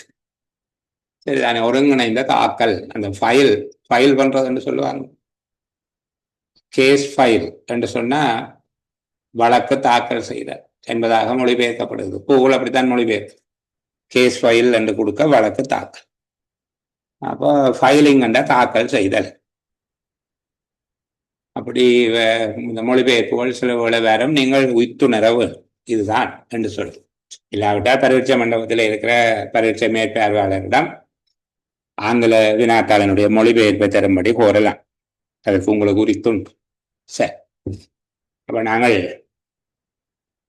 இந்த ஒருங்கிணைந்த கோப்பினுடைய குறைபாடுகள் என்ன என்றால், முதலாவது தேவையான கடிதத்தை உடனே கண்டுபிடிக்கிறார். சமரியும் இலகுவா தயாரிக்கிறார். முழுசா படிக்கும் கோப்பை முழுமையாக படிக்க வேண்டும். இலகுவா கோவையில் உள்ள விடயங்களினுடைய செயற்பாடுகளின் தொடர்ச்சி அல்லது பொழிப்பு சமரி செய்ய இயலாது. சில வேளை ஒரு விடயத்துக்கு ஒரு தீர்மானம் எடுத்திருப்போம். அதற்கு பின்னர் அதே மாதிரி இன்னொரு கடிதம் கொண்டு வருகிற போது முன்னைய தீர்மானம் கடிதங்களால் மூடப்பட்டிருப்பதன் காரணமாக அல்லது குறிப்புத்தாள்களின் மூலமாக அந்த தீர்மானங்களை இவ்வாறு ஒரு விடயம் நடந்தது என்பதை அறிந்து கொள்ள முடியாமல் இருப்பதனால விடய அலுவலர் மாறலாம், மேலதிகாரி மாறலாம், கோவை தானே மாறாது. இந்த கோவை கடந்த கால வரலாற்றை சொல்லித்தராது. அப்போ சில வேளைகள்ல முதல் ஒரு கடிதத்துக்கு ஆம் என்று பதிலளித்து விட்டு அதே மாதிரியான இன்னொரு விடயத்தை நாங்கள் நிராகரிக்கிறோம். இந்த காணி அந்த மாதிரி மிக சென்சிட்டிவான உணர்திறன் மிக்க விடயப்பரப்புக்குள்ள நாங்கள் நடவடிக்கை எடுக்கல. சில வேளைகள்ல முதலாவது கடிதத்துக்கு ஒரு தீர்மானத்தை எடுத்திருப்போம். அதே மாதிரியாக ஒரு சிமிலர் லெட்டர் அல்லது சிமிலர் ரிக்வெஸ்ட் உண்டுக்கு நாங்கள் இன்னொரு வகையான தீர்மானத்தை எடுப்போம். அப்படி எடுக்கிறதுங்கிறது ஒரு ஸ்டேபிள் இல்லாத ஒரு அலுவலகமாக காட்டும். சரிதானே? முக்கிய கீறி விளையாடி கொண்டிருக்க கூடாது, எனக்கு அழைச்சி விளையாடி கொண்டிருக்க நேரம் இல்லை, கொஞ்சம் கவனம் அடங்கோ. நான் ஒரு விடயமாக பார்க்க வேண்டி இருக்குது. பிறகு உங்களுக்கு சீராமல் தடை விதிக்கிறது அப்படி ஒன்றொன்றா செய்ய வேண்டி இருக்கு. சரி, இப்ப பாருங்க, இந்த முன்னைய தீர்மானத்தின் அதே ஒத்த தன்மை கொண்ட விடயத்தை கையாளுகிற போது வேறு விதமான தீர்மானம் ஒன்றை எடுக்கிறதுக்கு இது வாய்ப்பாக இருக்கு. இந்த ஃபைலை வெளியில யாருக்கும் கொடுக்க வேண்டியிருந்தா, நீதிமன்றத்துக்கு அப்படியெல்லாம் கொடுக்க வேண்டியிருந்தால் அது மிக சத்தியமானதாக இருந்துவிடும். எந்த அந்தரங்க விடயங்களையும் அல்லது அலுவலகத்தினுடைய உள்முரண்பாடுகளையும் உங்களால் மறைக்க முடியும். ரகசியத்தன்மை, உள்ளக முரண்பாடுகள் போன்றவை வெளியில தெரியும். தீர்மானம் எடுக்கிறது தாமதமாக இருக்கும். தீர்மானம் எடுக்கிறது தாமதமாக இருக்கும். ஏனென்றால் எல்லாத்தையும் படிக்கும். இந்த மினிட்ஸ் எழுதி அங்கே போய் வருகிறது மாதிரி இல்லை, இது முழுக்க படிக்கும். அங்கே ஒரு நன்மை ஒன்று சொன்னாங்க, அந்த விடியலை தவற விட்டோமோ தெரியாது. கோவையை நாங்கள் எடுத்து வச்சுக்கொண்டு அதில் இருக்கிற குறிப்பு தாள்களை நாங்கள் எடுத்துக்கொண்டு கோவையை வெளியில அனுப்புறதால கோவைகள் தொலைந்து போனாலும் எங்களால் மீண்டும் ஒரு கோவையை உருவாக்கி கொள்ள முடியும் என்று பார்த்தேன். குறிப்பு தாள்களை அகற்றிவிட்டு அந்த பகுதியை நான் சொல்ல பொழுது குறிப்பு தாள்களை அகற்றி போட்டு நாங்கள் கோவை அனுப்புறதால அது போற பாதையில துளைஞ்சு போனாலும் அந்த குறிப்பு தாள்களை பார்த்து ஆரம்பிக்கப்பட்டதிலிருந்து அதனுடைய வரலாறு, யார் கடிதம் தந்தது, நாங்கள் யாருக்கு கடிதம் போட்டு நாங்கள் எல்லா விடயமும் இருக்கும். அந்தந்த இடங்கள்ல கேட்டு நீங்கள் எங்களுக்கு அனுப்பின கடிதத்தில் ஒரு கொப்பி தாங்கோ, நாங்கள் உங்களுக்கு அனுப்பின கடிதத்தில் ஒரு கொப்பி தாங்கோ எல்லாம் வாங்கி அதை வரலாற்று ஒழுங்குல மீண்டும் கோப்பிடுவதன் மூலமாக அத்தாட்சிப்படுத்திய பிரதிகளை கொண்ட ஒரு கோவையை மீளமைத்துக் கொள்ள முடியும். இங்கே அப்படி இல்லை, கோவை போனா போனது. கோவை போனால் போனதுதான் ஒருங்கிணைந்த கோப்பு முறையில் மீண்டும் பெற்றுக்கொள்ள முடியும். ஆவணங்கள் தொலைந்து போனால் எடுக்க மற்றது குறிப்புகள் எழுதப்படுவதால் அது விகாரமான தோற்றம் இருக்கும். முதல் இணைக்கப்பட்ட குறிப்பு தாளில் அல்லது முன்னைய கடிதத்தில் குறிப்பெழுதுவதற்கு இடம் இருந்தாலும் புதிய கடிதம் ஒன்று இணைக்கப்பட்டு விட்டால் அதன் பின்பாக மேலதிகமாக ஒரு தாளை இணைக்க வேணும். குறிப்பை கொண்டே முன்னுக்கு எழுதியலாதான் இவ்வாறு எழுதுகிற போது சில வேளையில எழுது பொருட்கள் விரியமாவதோடு அந்த கோப்பை தேவையில்லாமல் பெருப்பித்து விடும். இது ஒரு தடவையில இப்படி கதைச்சு கொண்டு போகிறோமே தவிர நீங்கள் திரும்ப திரும்ப படித்தால்தான் முழுமையாக ஞாபகம் நிற்கும். நான் ஒவ்வொரு நாளும் இதையே திருப்பி சொல்லுகிறேனே என்ன கோபிச்சு கொள்ளக்கூடாது, சரியா? நீங்கள் இதில் பார்க்க வேணும், ஒருங்கிணைந்த கோப்பு முறையின் குறைபாடுகள் என்று போட்டுட்டு 9 என்று பக்கத்தில் எழுத வேணும், சரிதானே? 9 என்று சொல்லி போட்டுட்டு இது அந்த டாக்குமெண்டின் பேரை போட்டு அதில் எத்தனையாவது பக்கத்தில் இருக்கு, 20வது பக்கத்தில் இருக்கு என்று சொல்லி போடுவோம். அடுத்தது நாங்கள் அடுத்த மெதட்டுக்குள்ள போறோம். அப்போ இது முதலாவது நாங்கள் இப்ப பார்த்தது பிளந்த கோவை, புத்தக கோவை என்பது கடிதங்கள் கோப்பிடப்படுகின்ற வகையின் அடிப்படையில். அடுத்த விடயம் கடிதங்களை கோப்பிடுவதற்கு பயன்படுத்துகிற ஆவணங்களினுடைய அடிப்படையில நாங்கள் பாரம்பரியமான கோப்பிடல், பழைய கோப்பிடும் முறை, நவீன கோப்பிடல் முறைகள், புதிய கோப்பிடல், நவீன கோப்பிடல் முறைகள் என்கிறதாக 2 விதமாக பார்க்கலாம். இந்த பழைய கோப்பிடும் முறைகள் என்பதை நான் உங்களுக்கு முதல்ல காட்சிப்படுத்துகிறேன். அதை காட்சிப்படுத்தி போட்டு வந்து அதுக்கு பிறகு அவற்றினுடைய நன்மைகள் தொடர்பாக அல்லது அவற்றினுடைய விளக்கம் தொடர்பாக பார்க்கிறேன். ஒரு 6 முறைகள் இருக்குது பழைய கோப்பிடும் முறைகள். அந்த முறைகளை ஒரு கண்ணான நீங்களும் படம் பார்த்துட்டு வருவோமே. என்ன அது நான் எவ்வளவுதான் மனசுல சொன்னாலும் நான் சொல்லுகிற போது எனக்குள்ள இருக்கிற படம் வேறாக இருக்கும், உங்களுக்குள்ள இருக்கிற படம் வேறாக இருக்கும். அப்ப காட்சிப்படுத்திட்டா அந்த படம் ஒன்றாக இருக்கும், ஒரே படம். இதுதான் அந்த கோப்பிடும் முறை என்பதாக இருக்கு.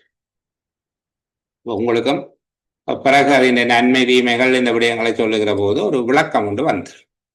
இதை அப்படியே மனசில் நினைச்சு கொண்டு எழுதல, சரியா? இந்த முதலாவது குத்தூசி முறை, பழைய கோப்பிடும் முறையில முதலாவது குத்தூசி முறை என்று சொல்லி சொல்லப்படுது. இந்த குத்தூசி முறை என்கிறது இது ஆக பழைய ஒரு முறை, சரிதானே? இன்றும் வங்கிகளிலும் சில வியாபார நிறுவனங்களிலும், அவை தேநீர் சாலைகளாக இருக்கலாம், பலசரக்கு கடைகளாக இருக்கலாம், போன்றவற்றில் வர்த்தக நிறுவனங்களிலேயும் வங்கிகளிலேயும் இந்த முறை இப்போதும் பயன்படுத்தப்படுகிறது.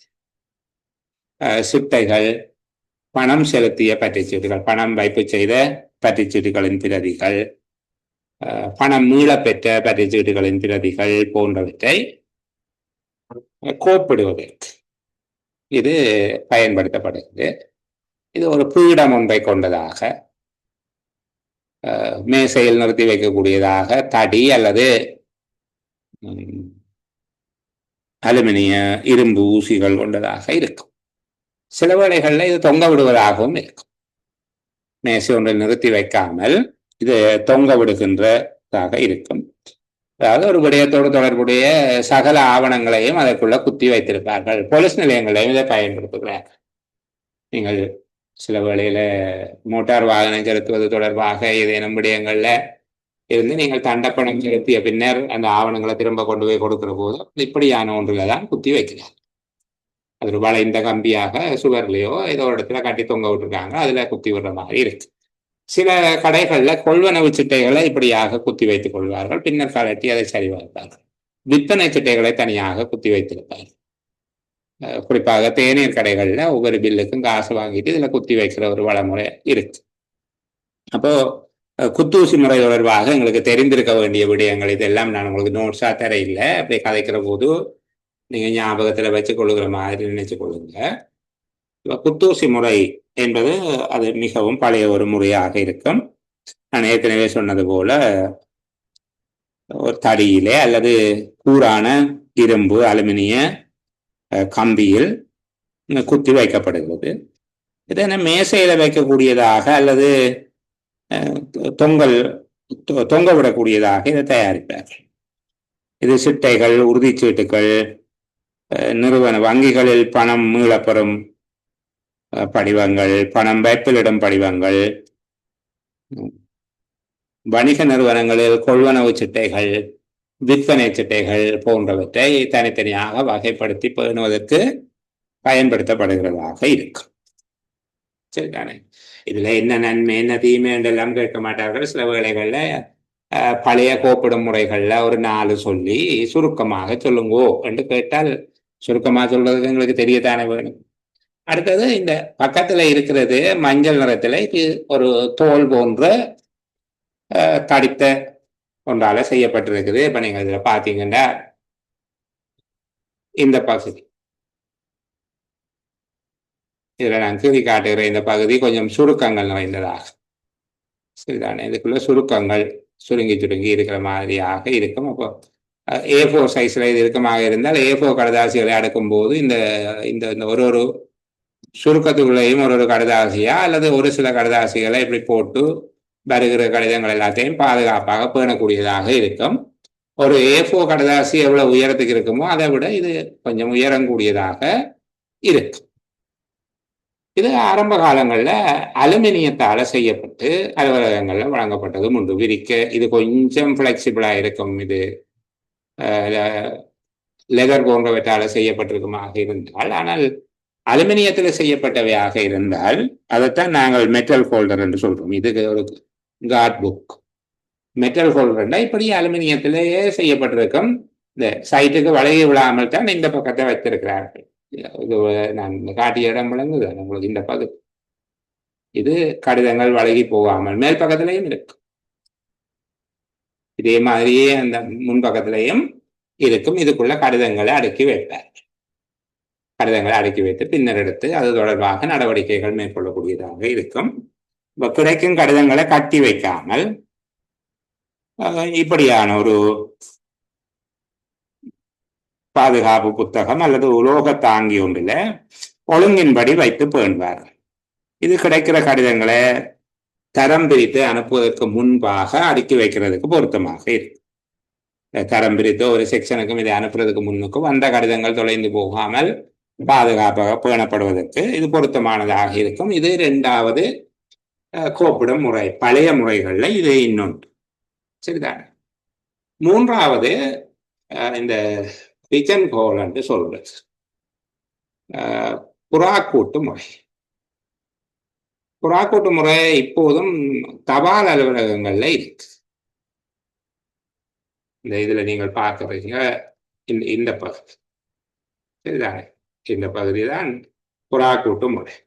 இதுல சில வேளைகள்ல ஒவ்வொரு தபால் சிற்றூழியருடைய பெயரும் எழுதப்பட்டிருக்கலாம், அல்லது வட்டார இலக்கங்கள் எழுதப்பட்டிருக்கலாம், அல்லது சில வேளையில விடய இலக்கங்கள் எழுதப்பட்டிருக்கலாம், விடயங்களின் பெயர் எழுதப்பட்டிருக்கலாம்.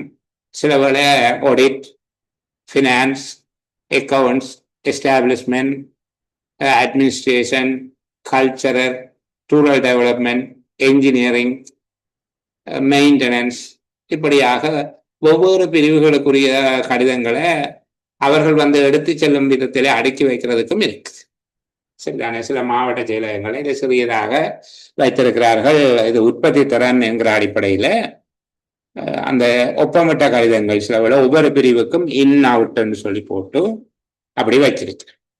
ஆனால் தபால் அலுவலகங்கள்ல பெரும்பாலும் அந்த வந்த கடிதங்களை தரம் பிரித்து ஒரு விநியோக பகுதி இருக்குதானே, அந்தந்த விநியோக பகுதிகளுக்குரிய கடிதங்களை அந்தந்த பெட்டியில போடுவார்கள். அதற்குரிய தபால் ஊழியர்கள், கடிதத்தை விநியோகிக்கின்ற தபால் ஊழியர்கள் தனக்குரியதை அதுல இருந்து எடுத்துக்கொள்வார்.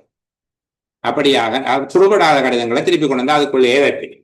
சில வேளை நீங்கள் அட்மிஷன் கார்டு வரையில என்று போய் பார்த்தீங்கன்னா வீடு கூட்டு கண்டுபிடிக்க முடிய இல்லை என்று சொல்லி அந்த பின்பக்கத்தில் எழுதிட்டு அவர் இந்த பெட்டிக்குள்ள வச்சிருந்திருப்பார். அவர் வெளியே இருந்தாலும் அங்கே இருக்கிற தபால் அலுவலகத்தினுடைய ஊழியர்கள், அங்கே இருக்கிற பணியாளர்கள் அதை தேடி உங்களுக்கு எடுத்து தருவார்கள். அந்தந்த பெட்டிக்குள்ள இருக்கு. இதைத்தான் நாங்கள் புறா கூட்டு முறை அல்லது சிற்றறை முறை என்று சொல்றோம். டொக்கெட் மெதட், டொக்கெட் மெதட் அல்லது பிஜன் கோல் மெதட் என்று சொல்லி சொல்லுவார்கள். அடுத்தது இது விசிறி முறை. இதுல காட்டப்பட்டிருக்கிறது ஒரு நவீன முறையில அமைந்த ஒரு படத்தை தான் எடுக்கக்கூடியதா இருக்கு. புராதனமான முறையில எடுக்க முடியல. ஆனால் புராதனமான முறையில அமைகிறதாக இருந்தால் உண்மையில இது ஒரு மரத்தினாலே ஆக்கப்பட்டு, இப்படி மரத்தினால இருக்கும், இப்படி ஆக்கப்பட்டு இது ஒரு சூரியன் போல விளங்குதா சொல்றது. இப்படியாக அந்த புற வடிவம் இருக்கும், உள்ளுக்கு இப்படி இருக்கும், இப்படி இன்னொரு மர அடிப்பீடம் ஒன்றிருந்திருக்கும். இது குறுக்கு வெட்டு முன்பக்கத்துல இருந்து பார்க்குற மாதிரி சொல்கிறேன். இப்படியாக அது செய்யப்பட்டிருக்கு. இப்படியாக அதை செய்திருக்கார்கள். அதின் ஒரு மேம்பட்ட வடிவம் தான் நாங்கள் இதுல உங்களுக்கு காட்டுறோம். சரிதானே? இந்த கொன்சர்டினா ஃபைலிங் மெதட் என்று சொல்லி காட்டப்படுகிறது. இது ஒரு கொஞ்சம் நவீன தன்மை வாய்ந்தது விசிறி முறை என்று சொல்லப்பட்டாலும் முந்தி மரத்துல செய்து மேசையில பெர்மனண்டா வைத்திருப்பார்கள். நான் 2000 ஆண்டு பணிக்கு சேர்ந்த போது எங்களுடைய ஆளணி உதவியாளருடைய மேசையில் அவர் தான் கடிதங்கள் அந்த விடயங்களுக்கு பொறுப்பாக இருந்தால் மேசையில அப்படி ஒரு பலகை பெட்டி ஒன்று வைக்கப்பட்டிருக்கு. அது முன்னுக்கு பார்த்தா விசிறி மாதிரி இருக்கு. நீளமான அறைகள் இருக்கு. இதுல இருக்கிற மாதிரி தான் இருக்கும். நீங்க இப்ப பாக்குறீங்க தானே, இந்த பகுதி இப்படி இருக்கும். ஒரு இடைவெளி, கணிசமான இடைவெளி இருக்கும். அதுக்குள்ள ஒரு 10-15 கடதாசிகளை ஒழுங்காக வைக்கக்கூடியதாக இருக்கும். அதுல பேரும் எழுதப்பட்டிருக்கும். ஒரு இடத்துல மட்டும் உயர்வாக இப்படி வெட்டப்பட்டு, இந்த இதுல பாருங்க உயர்வா வெட்டி இருக்கு, இப்படி வெட்டப்பட்டது. அதுல பேர்கள் இருக்கும். பேர் என்ன அல்பபெற்றோடருக்கு இருக்கும், அல்லது பிரான்சின் பேர் இருக்கும். அக்கௌண்ட்ஸுக்குரியது, ஃபினான்ஸுக்குரியது, பிளானிங்குக்குரியது, எஸ்டாப்ளிஷ்மெண்ட்டுக்குரியது, அட்மினுக்குரியது, சரிதானே, சில உள்ள டெக்னிக்கல் யூனிட்டுக்குரியது என்பது போல குறித்து வைத்திருப்பார்கள். அதுக்குள்ள அந்த கடிதங்களை தரம் பிரித்து அடுக்கி வைப்பேன். இதுவும் ஒரு தற்காலிக சேமிப்பு முறைதான், நிரந்தரமான கடித முறை அல்ல. இப்போது இது கொஞ்சம் நவீன வடிவங்கள்ல இருக்குது. மேலே ஒரு மூடியும் அங்கால ஒரு கலர்ல இருக்குது பாருங்க, இந்த பகுதியில இருக்கிறது. அந்த கடிதங்களினுடைய தூசியில இருந்து பாதுகாப்பதற்காக இதுக்குள்ள கடிதங்களை போட்டு அந்த மூடியை மேல மூடி விடுவார்கள். இது கொஞ்சம் இப்போது இருக்கிற நவீன கருவி ஒன்று. ஆனால் பாரம்பரிய கருவியை விளங்கப்படுத்துவதற்கு இதைத்தான் பயன்படுத்த வேண்டி இருக்குது. இது ஒரு விசிறி முறை. பெரும்பாலும் முன்னர் இது மரத்தினால செய்யப்பட்டிருந்தது. அடிப்பகுதியில இந்த ஒவ்வொரு பலகைகளையும், இதுல இருக்கிற ஒவ்வொரு தகடும் இருக்குதானே, அதை கொண்டு போய் அடியில இணைப்பதற்காக ஒரு அடிப்பீடம் ஒன்று இருந்தது. சரியா? இப்படி இருக்கும் அந்த அடிப்பீடம். ஒரு அரை சூரியன் வடிவத்துல அதுல இருந்து இப்படியே இந்த கதிர்கள் இப்படியாக இணைக்கப்படுகிறது போல இருக்கும். இந்த முன்பக்கத்தை மட்டும் பார்த்தா நான் சொல்லுறேன், இந்த பக்கம் இப்படியாக இருக்கும். சரி, இதை பற்றி கூடுதலாக நாங்கள் பார்க்க தேவையில்லை. இதுதான் விடயம். விசிறி முறையண்டா என்னென்று நான் ஒரு படத்தை நான் சொல்லிக் கொண்டிருக்கிற போது நீங்க வேற மாதிரி விளங்கிக் கொள்ளக்கூடாது என்பதற்காக சொன்னேன். அப்ப விசிறி வடிவில் தயாரிக்கப்பட்ட உபகரணம் பெரும்பாலும் இது மரத்தினால அல்லது கடினத்தன்மை வாய்ந்த வேறு பொருட்களை பயன்படுத்தி தயாரித்திருப்பார்கள். அந்த அறைகளில் ஆவணங்களை வைத்து பேணுகிறது. இது வேறு இடங்களுக்கு கைமாற்றி கொடுக்கப்பட வேண்டிய ஆவணங்களை தற்காலிகமாக பேணுவதற்காக அல்லது வேறு இடங்கள் அவர்கள் பெறுவதற்கானதை தற்காலிகமாக பெரும்பாலும் தரம் பிரிக்கின்ற கடிதங்களை தரம் பிரித்து உரிய இடங்களுக்கு பதிவில் அனுப்புவதற்கு முன்பாக வகைப்படுத்துவதாக இருக்கும். இங்க ஆல்பபெட்டோடு இருக்குது, ABCD என்று கீழும் மேலுமாக போட்டிருக்கிறார்கள். சில வேளைகளில் அங்க கிளை ரீதியாக இந்த ஏற்பாட்டை செய்திருக்கணும். இது விசிறி முறை. மற்றது இது பெட்டிக்கோவை பாக்ஸ் ஃபைல். சரிதானே? இது கொஞ்சம் பாரம்பரிய முறையில சிறப்பான முறை இருப்பவற்றுக்குள்ள மிக பாதுகாப்பான முறையாக இருக்கு. ஒரு 10 சென்டிமீட்டர் வரையில ஆழமுடைய பெட்டி ஒன்று தயாரிக்கப்பட்டிருக்கும். ஒரு ஃபைலே அதுக்குள்ள வைக்கக்கூடிய மாதிரி. அதுல சில வேளையில பொக்கெட் மாதிரியான விசேட அறைகளும் அதுக்குள்ள இருக்கும். இந்த பொக்கெட் மாதிரியான விசேட அறை இருக்கிறத நீங்கள் பார்க்கக்கூடியதாக இருக்கும் நினைக்கிறேன். இந்த பகுதிகள், நான் இந்த வட்டம் போடுகிற இந்த பகுதிகளில் பார்த்தீங்கன்னா கொழுக்கிகள் போடப்பட்டிருக்கு பாருங்க. விளங்குதா? இதுல இந்த கொழுக்கிகள் போட்டு வச்சிருக்கிறாங்க பொக்கெட் மாதிரி. அப்ப அதற்குள்ள கோவைகளை அடுக்கி வைக்கக்கூடியதாக இருக்கும். பெட்டி கோவை, பாக்ஸ் ஃபைலிங் மெத்தட் என்று சொல்றோம். இதற்குள்ள போட்டு மூடி பாதுகாப்பா வைக்கலாம். கடிதங்கள் தனித்தனியாக கலண்டு போனால் சேதமாகும். அதால கட்டப்படாமல் ஃபைலுக்குள்ள வச்சுட்டு இதுக்குள்ள வைக்கிறது தான். சில வேளையில அது வெளியில போச்சுன்னா கொஞ்சம் பிரச்சனை இருக்கும். மற்றபடி பெட்டி கோவை முறையும் சிறந்தது. அந்தந்த கோவைகளுக்குள்ள கடிதங்களை வச்சுட்டு கடிதங்கள் இதற்குள்ளே அடுக்கி வைக்கப்படும் பெட்டியில. கடிதங்கள் தொலைவதற்கான வாய்ப்புகள் மிக குறைவு, பாதுகாப்பாக இருக்கும். தூசி, எலி, வெப்பம், மழை போன்றவற்றில இருந்து பாதுகாப்பு பெறக்கூடியதாக இந்த பெட்டிகள் அமைக்கப்பட்டிருக்கும். பழைய முறைகள்ல முன்னேற்றம் அடைந்த ஒரு முறை என்று சொல்லுகிறது. அடுத்தது திறந்த ராக்கை முறை. இந்த திறந்த ராக்கை முறை என்றால் இதுக்கு மேல மூடியோ கண்ணாடியோ போன்றவை எதுவும் இருக்காது. இது மாதிரியாக அடுக்கி வச்சிருக்கும். இதுதான் எங்கட அலுவலகங்கள், பெரிய அலுவலகங்கள் சிறப்பாக செய்கிறார்கள், யோசிக்க தேவையில்லை. சாதாரணமான அலுவலகங்கள்ல, பாரம்பரிய அலுவலகங்கள்ல கோவைகள் இப்படித்தான் இருக்கும். இதுக்கு சில ஒழுங்கு முறைகள் இருக்கும் வைக்கிறதுக்கு, அது வேற. ஆனால் இந்த இதுல நீங்க பார்க்குற மாதிரி இதுதான் திறந்த ராக்கை முறை. அப்போ இங்க கோவைகளை இடவசதிக்கு ஏற்ற விதமாக இடப்பக்கத்துல இருந்து வலப்பக்கமாக அடுக்கி கொண்டு வரலாம். வலப்பக்கத்துல இருந்து இடப்பக்கமாக இல்லை, கோவைக்கு இறுதியாக ஒரு சிறிய கற்ப இருக்கிறது, வலது பக்கத்துல இருக்கும். அப்பதான் எடுக்க வசதியாக இருக்கும். கோவைகளை தேடி எடுப்பது இலகுவானது. பழைய முறையாக இருந்தாலும் இப்பவும் பெருமளவில் இதை பயன்படுத்தினோம். இதனுடைய நன்மைகள் தற்போது நவீன முறைகள்லையும் எதிர்பார்க்கப்படுது. கொஞ்சம் திருத்தப்பட்டு நவீன முறைகள் பயன்படுத்தப்பட்டு வருது. இப்போ உங்களுக்கு இப்ப 6 விதமான முறைகளும் காட்டியிருக்கிறோம். அந்த முறையில இனி கேள்வி கேட்கப்பட்டால் அது தொடர்பான விளக்கங்கள் எழுத வேண்டியதாக இருந்தால் உங்களால் எழுத முடியும். அது ஒரு பெரிய அசௌகரியமானதாக இருக்காது.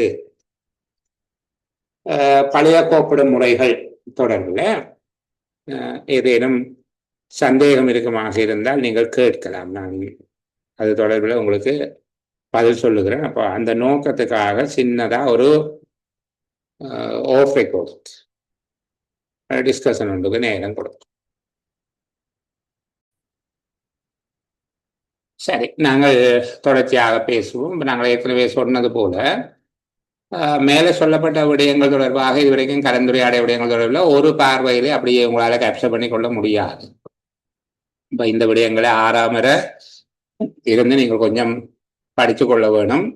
மற்றது இதுக்கான ஒரு படம், ஒரு விளக்கம் உங்களோட மனசிலே ஓட வேணும். அப்போ இதுக்கு தேவையான படங்களை இயலுமான அளவுக்கு நான் உங்களுக்கு காட்சிப்படுத்துவேன். அப்போது அது கொஞ்சம் தெளிவு பெறுவதாக இருக்கும். இந்த நவீன கோவைப்படுத்தல் முறைகள் தொடர்பாக நாங்கள் இங்கே 6 முறைகள் சொல்லியிருக்கிறோம். உண்மையில இதுல கிடையானதும் நிலைக்குத்தானதும் என்கிறது. இந்த நிலைக்குத்தான கோப்பிடல் முறை, கிடையான கோப்பிடல் முறை என்று சொல்லுகிறது. கிடையான என்று சொன்னா நீங்க ஞாபகம் வச்சு கொள்ளணும், அது சாதாரணமாக கீழே அடுக்கி வச்சிருக்கு. நிலைக்குத்தானது என்று சொல்லி வருகிற போது, நிலைக்குத்தான ஃபைல் என்றால் நீங்க சில வேளையில ஃபைல் இப்படியாக இருக்கும், அதாவது அகல பக்கம் கீழும் மேலும் நீளப்பக்கம் இரண்டு பக்கங்களுக்கும் இருக்கும் என்று யோசிக்க தேவையில்லை. சில வேளைகள்ல அது இப்படியும் இருக்கு, இப்படியும் இருக்கலாம். நிமித்தி வைக்கப்பட்டிருந்தால் அது நிலை குத்தானது. சரிதானே? அப்படி இல்லாமல் இப்ப இப்படி கிடையாக போடப்பட்டிருக்குமாக இருந்தால், கீழே போட்டு வச்சிருப்பமாக இருந்தால் அதை சொல்லுகிறது கிடையான கோப்புடல். நான் உங்களுக்கு அதுக்குரிய படங்கள் காட்டுவேன். அப்ப கிடை கோப்புடல், நிலைக்குத்து கோப்புடல், இந்த ரெண்டும் முக்கியமானவை. நிலைக்குத்து கோப்புடல் என்பதில் இருந்து படிப்படியாக கொஞ்சம் வளர்ச்சி அடைந்து ஒரு பக்கவாட்டான லேட்டரல் ஃபைலிங், பக்கவாட்டான கோப்புடல் அல்லது பகுப்பு முறை கோப்புடல் என்று சொல்லி நிலைக்குத்து கோப்புடல் கொஞ்சம் இன்னும் முன்னேற்றம் அடைந்தது தான் இந்த லேட்டரல் ஃபைலிங். அதுபோல நிலைக்குத்து கோப்பினுடைய இன்னொரு அட்வான்ஸ் வெர்ஷன் தான் சஸ்பென்ஷன் ஃபைல், தொங்கல் கோவை அல்லது காப்பு கோவை என்று சொல்லி சொல்வது.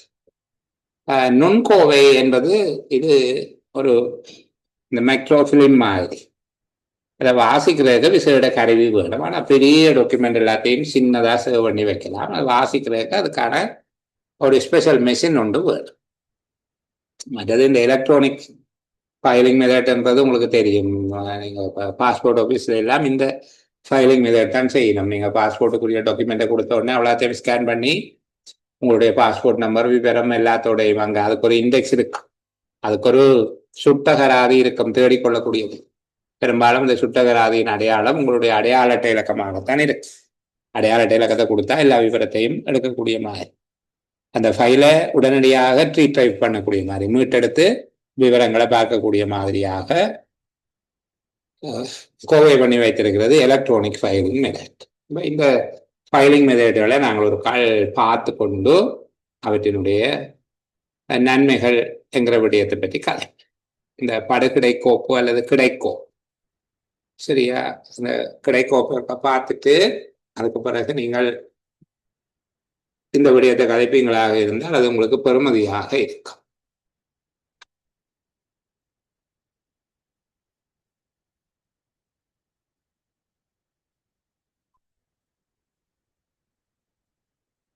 இந்த கிடைக்கோப்புடல் என்று சொல்லுகிறது, இதுல நிமித்தி வச்சிருக்கிற இந்த புத்தகத்தை பார்க்கக்கூடாது. இது ஒன்று இப்படி நிமித்தி வச்சிருக்கு, இப்படி இல்லாமல் இந்த இதுல அடுக்கி வச்சிருக்குது, இது டயரி அடக்கி வச்சிருக்குது, இப்படி ஃபைல்ஸ் அடக்கி வச்சிருக்காரு. விளங்குதா சொல்றது?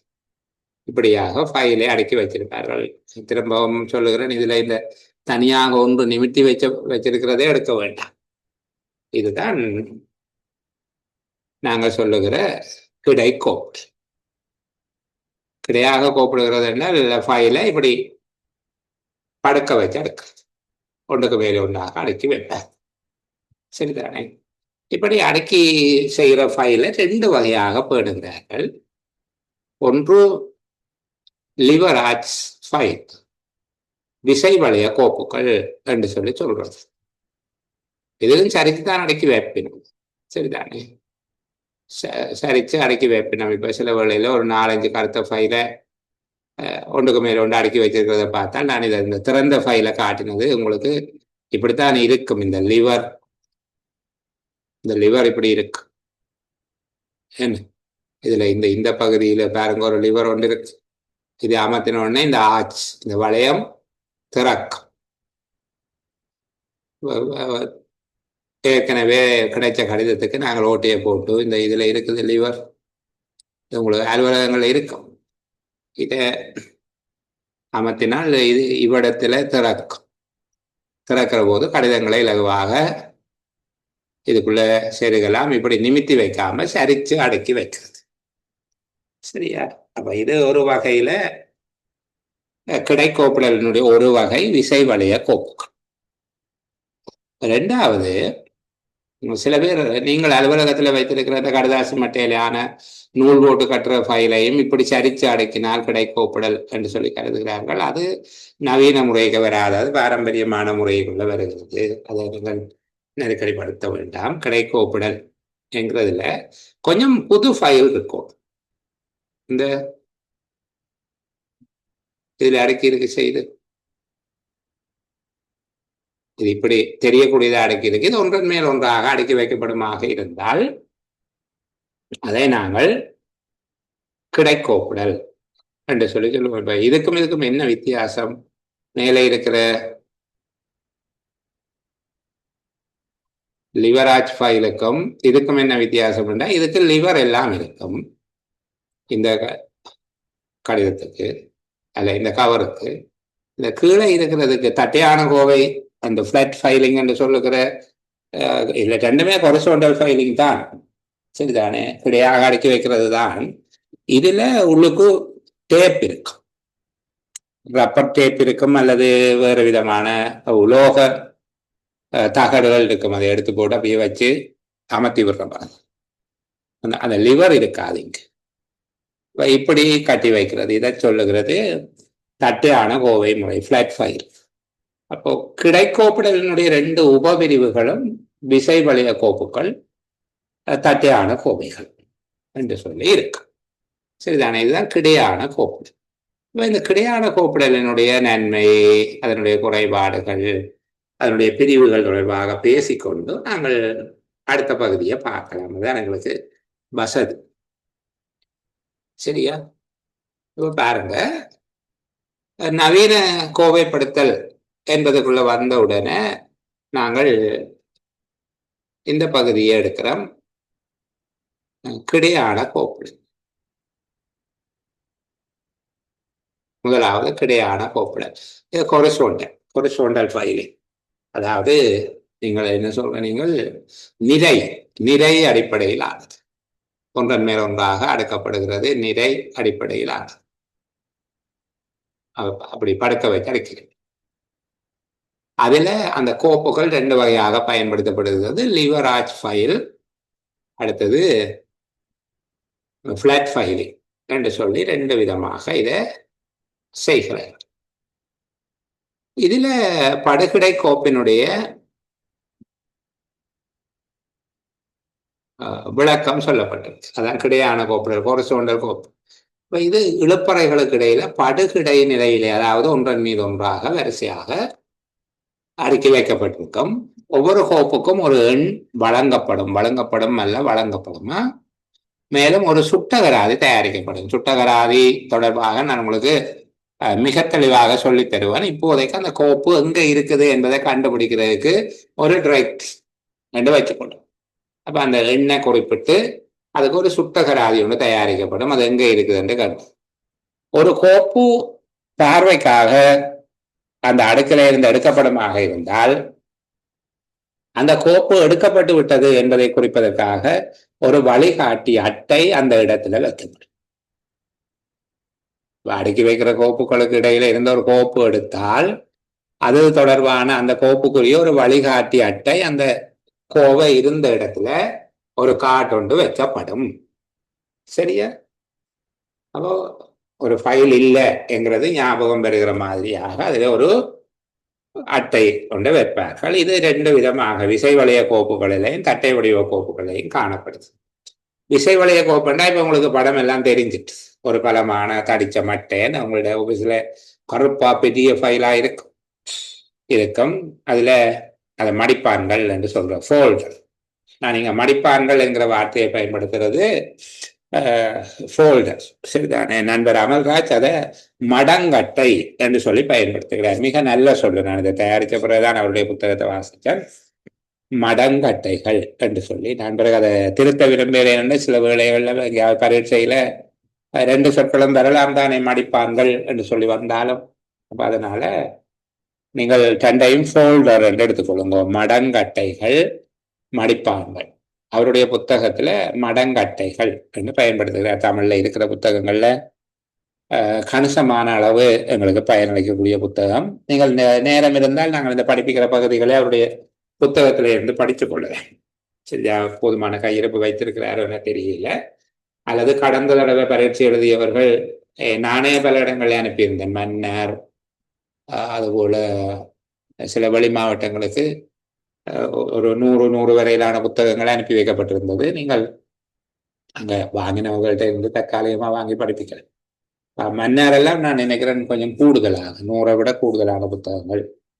அப்போது நான் உதவி அரசாங்க அதிபராக இருந்தேன். அந்த காலப்பகுதியில அவரிடமிருந்து பெற்று அங்க அதுக்கு ஒரு பெரிய டிமாண்ட் இருந்தது. நோட்ஸ் என்று சொல்லி அந்த புத்தகத்திலையும் இருக்குது. அது தவிர நான் உங்களுக்கு சில இந்திய பல்கலைக்கழகங்களினுடைய பெறுமதியான ஆவணங்களும் பொருத்தமான ஆவணங்கள் பகிர்வேன். நீங்கள் அதை பார்க்கலாம். வாய்ப்பு இருந்தா இப்ப நான் உடனே ஓடி போய் புத்தகம் வாங்குங்கன்னு சொல்லல, வாங்குறதாக இருந்தால் எனக்கு தெரிஞ்சு இப்ப இருக்கிற புத்தகங்களுக்குள்ள அவருடையது பெறுமதியானது. புத்தகம் ஒரு சொத்து தானே, வாங்குறதுல பெரிய நட்டம் இல்லை. சரியா? இப்ப நான் நான் நீங்களும் கலந்துரையாடிய விடயங்களை படித்ததுக்கு பிறகு ஒரு புத்தகத்துல இருக்கிறத படிக்கிற போது இன்னும் தெளிவு வரும். அதுக்கு வாய்ப்பு இருக்கு. சரி, அப்போ அடுத்தது இந்த தட்டை வடிவமான கோப், ஃபிளாட் ஃபைலிங். ஃபிளாட் ஃபைலிங் நான் உங்களுக்கு காட்டினேன். அப்படி கீழே அடுக்கி வச்சிருக்கிற அந்த நல்ல கலர் ஃபைலை நினைச்சுக்கொள்ளும். சரி தானே? அப்ப இங்கு தடித்த காகிதங்கள் அல்லது தடித்த அட்டைகள், தடித்த அட்டை என்றால் அது பிளாஸ்டிக் அட்டைகள் அல்லது அது வேறு விதமான காம்பவுண்டால இருக்கும்.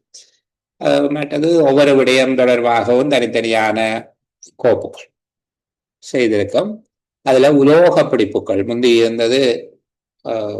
அதுக்குள்ள ஒரு மெட்டல் பிளேட் ஒன்று இருக்கும், அதுக்குள்ள வைத்து அமர்த்தி விடுகிறது, 2 பக்கமும் மடிச்சு விடுறது. இப்போ பிளாஸ்டிக்ல வந்திருக்குது, அதுக்குள்ள வச்சுட்டு சரி விடலாம். ஆனால் கடிதத்தை முதலே ஓட்ட போட வேண்டும். கடிதத்தை ஓட்ட போட்டு அதுக்குள்ள வைக்க வேணும். காகிதங்கள் தட்டையாக ஒன்றன் மீது ஒன்றாக அடுக்கி வைக்கப்படுகிறது என்றால் அது பின்பண்ணி தான் வைப்பாங்க. இது இழுப்பறைகள்ல ட்ரோயர்ல படுகிடையாக அடுக்கி வைக்கப்படும். இந்த வகையான இந்த ரெண்டையும் சேர்த்துத்தான் தட்டை வடிவ கோப்பாக இருந்தாலும் சரி, அதாவது பிளாட் ஃபைலாக இருந்தாலும் சரி, லிவராஜ் ஃபைலாக இருந்தாலும் சரி, அது சைஸை பொறுத்து தீர்மானிப்பார்கள். அதிக ஆவணங்கள் வரும் என்று சொன்னால் சில வேளையில் அந்த லிவராஜ் ஃபைலை பாவிக்கிறோம்.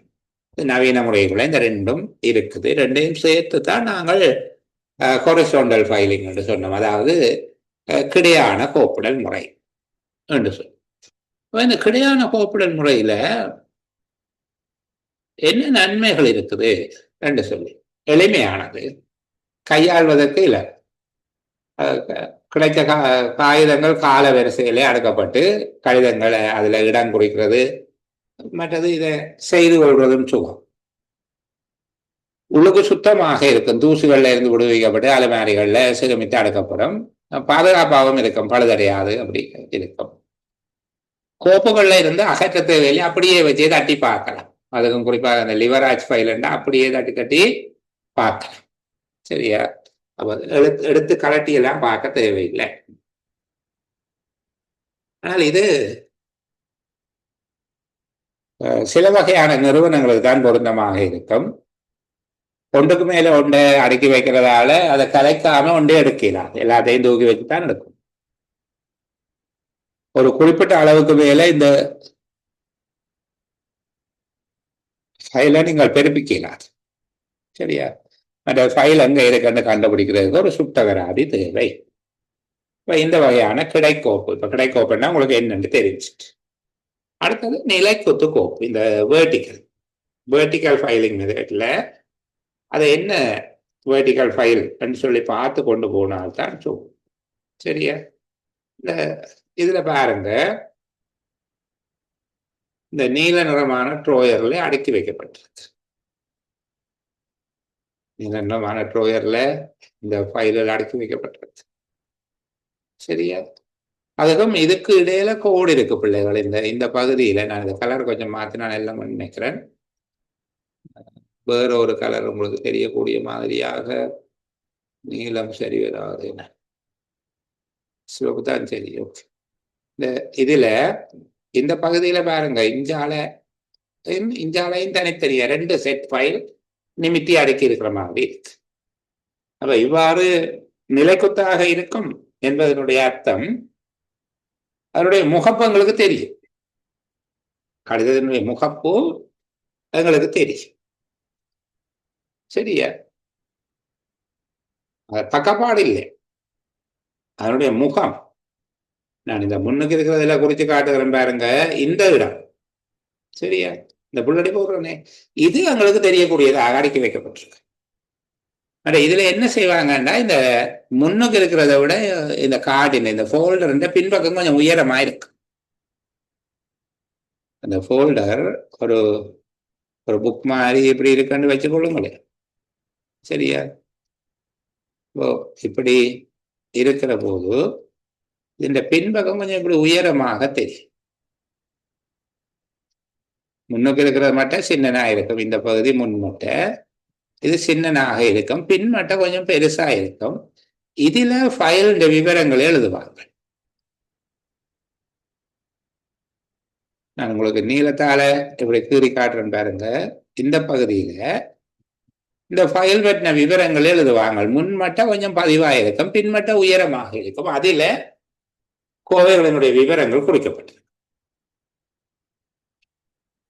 இது இப்படி அடுக்கி வச்சிருக்கிற இடத்தை காட்டுறதுக்காக நான் இன்னொரு படம் காட்டுகிறேன். அது உண்மையில மிகச்சரியான படம் அல்ல. சரிதானே?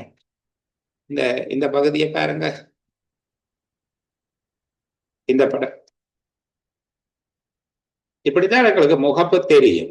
ஆனால் இதுல என்ன வித்தியாசம் என்றால், இது முன்பகுதி கொஞ்சம் உயரம் குறைவாகவும் பின்பகுதி உயரம் கூடவாகவும் இருந்திருக்க. அப்படி இருந்தால்தான் இது நடு அப்படி இருந்தால்தான் அது மிகச்சரியானது. நான் உங்களுக்கு வசதிக்காக இப்படித்தான் எங்களுக்கு தெரியும் என்று காட்டுறதுக்காக போட்டிருந்தேன். இதை விட அழகான படங்களை இணையத்தில் தேடிக்கொள்ள முடியல. ஆனால் மேலே இருக்கிற படம் உங்களுக்கு ஓரளவுக்கு அது அந்த விஷயத்தை விளங்கப்படுத்தும். சரியா, இந்த பாருங்க, அந்த ஒரு இடத்துல வெள்ளையா தெரியுது, அதுக்கு மேல மஞ்சள் தெரியுது. அப்புறம் ஒரு இடத்துல வெள்ளையா தெரியுது, மேல மஞ்சள் தெரியுது. வெள்ளையா தெரிகிற முன்பகுதி, பின்னுக்கு மஞ்சளோ சிவப்போ தெரிகிறது பின்பகுதி. அதுல கோவையினுடைய விவரங்கள் குறிக்கப்பட்டிருக்கும். அப்ப இப்படி ஒரே பார்வையில பார்க்கலாம். தட்டி தட்டி தட்டி எடுக்க தேவையில்லை. ஒவ்வொன்றா சரிச்சு சரிச்சு எடுக்க தேவையில்லை. இங்க இருந்து 20 ஃபைல் அடக்கி இருக்குது என்றால் இடையில கடிதங்கள் வைத்திருந்தால் முன்னட்டைக்கும் பின்னட்டைக்கும் இடையில இடைவெளி இருக்கு. அடுத்த பின்னட்டை கொஞ்சம் இடைவெளி விட்டுதான் பின்னுக்கு இருக்கும். அப்ப அதுல எழுதப்பட்டிருக்கும் கடிதத்தினுடைய விவரம். அதை வச்சு கொண்டு எடுக்கக்கூடியதாக இருக்கும். இதுதான் நிலைக்குத்தான கோப்புடல். சரியா, இப்ப இந்த நிலைக்குத்தான கோப்புடல்ல உங்களுக்கு என்ன நன்மை இருக்குது? இது ஃபோல்டர்ல செங்குத்தாக நிற்கும் வகையில். செங்குத்தாக நான் சொல்லுகிறது அகல பக்கம் கீழே நிற்கணும் இல்லை, நீள பக்கமும் கீழே நிற்கலாம். ஆனால் கீழிருந்து மேலாக கோவை இருக்கிற மாதிரி இருக்கும். பக்கப்பாட்டுக்கு அடுக்கி வைக்க மாட்டாங்க. கீழிருந்து மேலாக இருக்கும். எங்களுக்கு கோவையினுடைய முன்பகுதி முகப்பு எங்களை பார்த்து கொண்டு நிற்கும். இது ட்ரோயர்ல அடுக்கி போட்டு தள்ளி விடணும் உள்ளுக்கு. பிறகு ட்ரோயர் இழுத்துத்தான் எடுக்க வேணும். இழுப்பறைகள் சொல்றோம். இழுப்பறைகள் ட்ரோயர்ல இதை வச்சு பாதுகாக்கப்படும். அந்த ஃபோல்டர் மடிப்பான்கள் என்கிறது ஃபோல்டர். அது பின்பக்கம் முன்பக்கத்தை விட உயரக்கூடியதாக இருக்கும். பின்பக்கத்தில் கோவையை தேடிக்கொள்வதற்கு வசதியாக கோவையின் விவரங்கள் குறிக்கப்பட்டிருக்கும். இது கோப்புடலில் வளர்ந்து வருகின்ற தேவைக்கு ஏற்ப மாறியுள்ள மிகவும் நவீனமான வடிவம். இதுல என்ன நன்மை, என்ன குறைபாடு என்று சொல்லி கேட்டால், இது எந்த ஒழுங்குக்கும் அடுக்கலாம். அல்பபெட் ஓர்டருக்கும் எடுக்கலாம், நம்பர் ஓர்டருக்கும் எழுதலாம், அல்பபெட்டிக் நம்பர் ஓர்டருக்கும் அனுப்பலாம். அப்படி போதுமான அளவுக்கு வளைந்து கொடுக்கக்கூடியது. காகிதங்கள் ஆவணங்களை உடனடியாக பார்க்கலாம். சிக்கனமானது. இந்த மடிப்பான்களும் மலிவானது, ஆகவில உண்ணதல்ல. ஒரு கோப்பறையில ஒரு கேபினெட்ல நிறைய ஃபைல் வைக்கலாம். பாதுகாப்பானது. அதாவது தகவல்கள் திருடப்படாமல் அல்லது எலி பூச்சி போன்றவற்றினால வெட்டப்படாமல் மட்டுமல்ல, இயற்கையான தூசி வெப்பம் போன்றவற்றில் இருந்தும் பாதுகாப்பு அளிக்கிறதாக இருக்குது. இதுல என்ன குறைபாடு இந்த பகுதியில என்று கேட்டீங்கன்னா, இதை விட அட்வான்ஸான சில மெத்தட் வந்துட்டு. சரிதானே? ஊடுகாட்டும் கோப் அல்லது பார்வை அட்டை கோப், சுழலும் அட்டை கோப் எல்லாம் வந்துட்டது. அது கடைசியா வந்த ஹைப்பர்சோனிக். அப்ப ஹைப்பர்சோனிக் சூப்பர்சோனிக்கோட ஒப்படி சொல்லிங்க. இப்ப நாங்கள் கதைக்கிற சூப்பர்சோனிக். அப்ப அது கொஞ்சம் குறை வந்து சொல்லலாம். மற்றது இங்க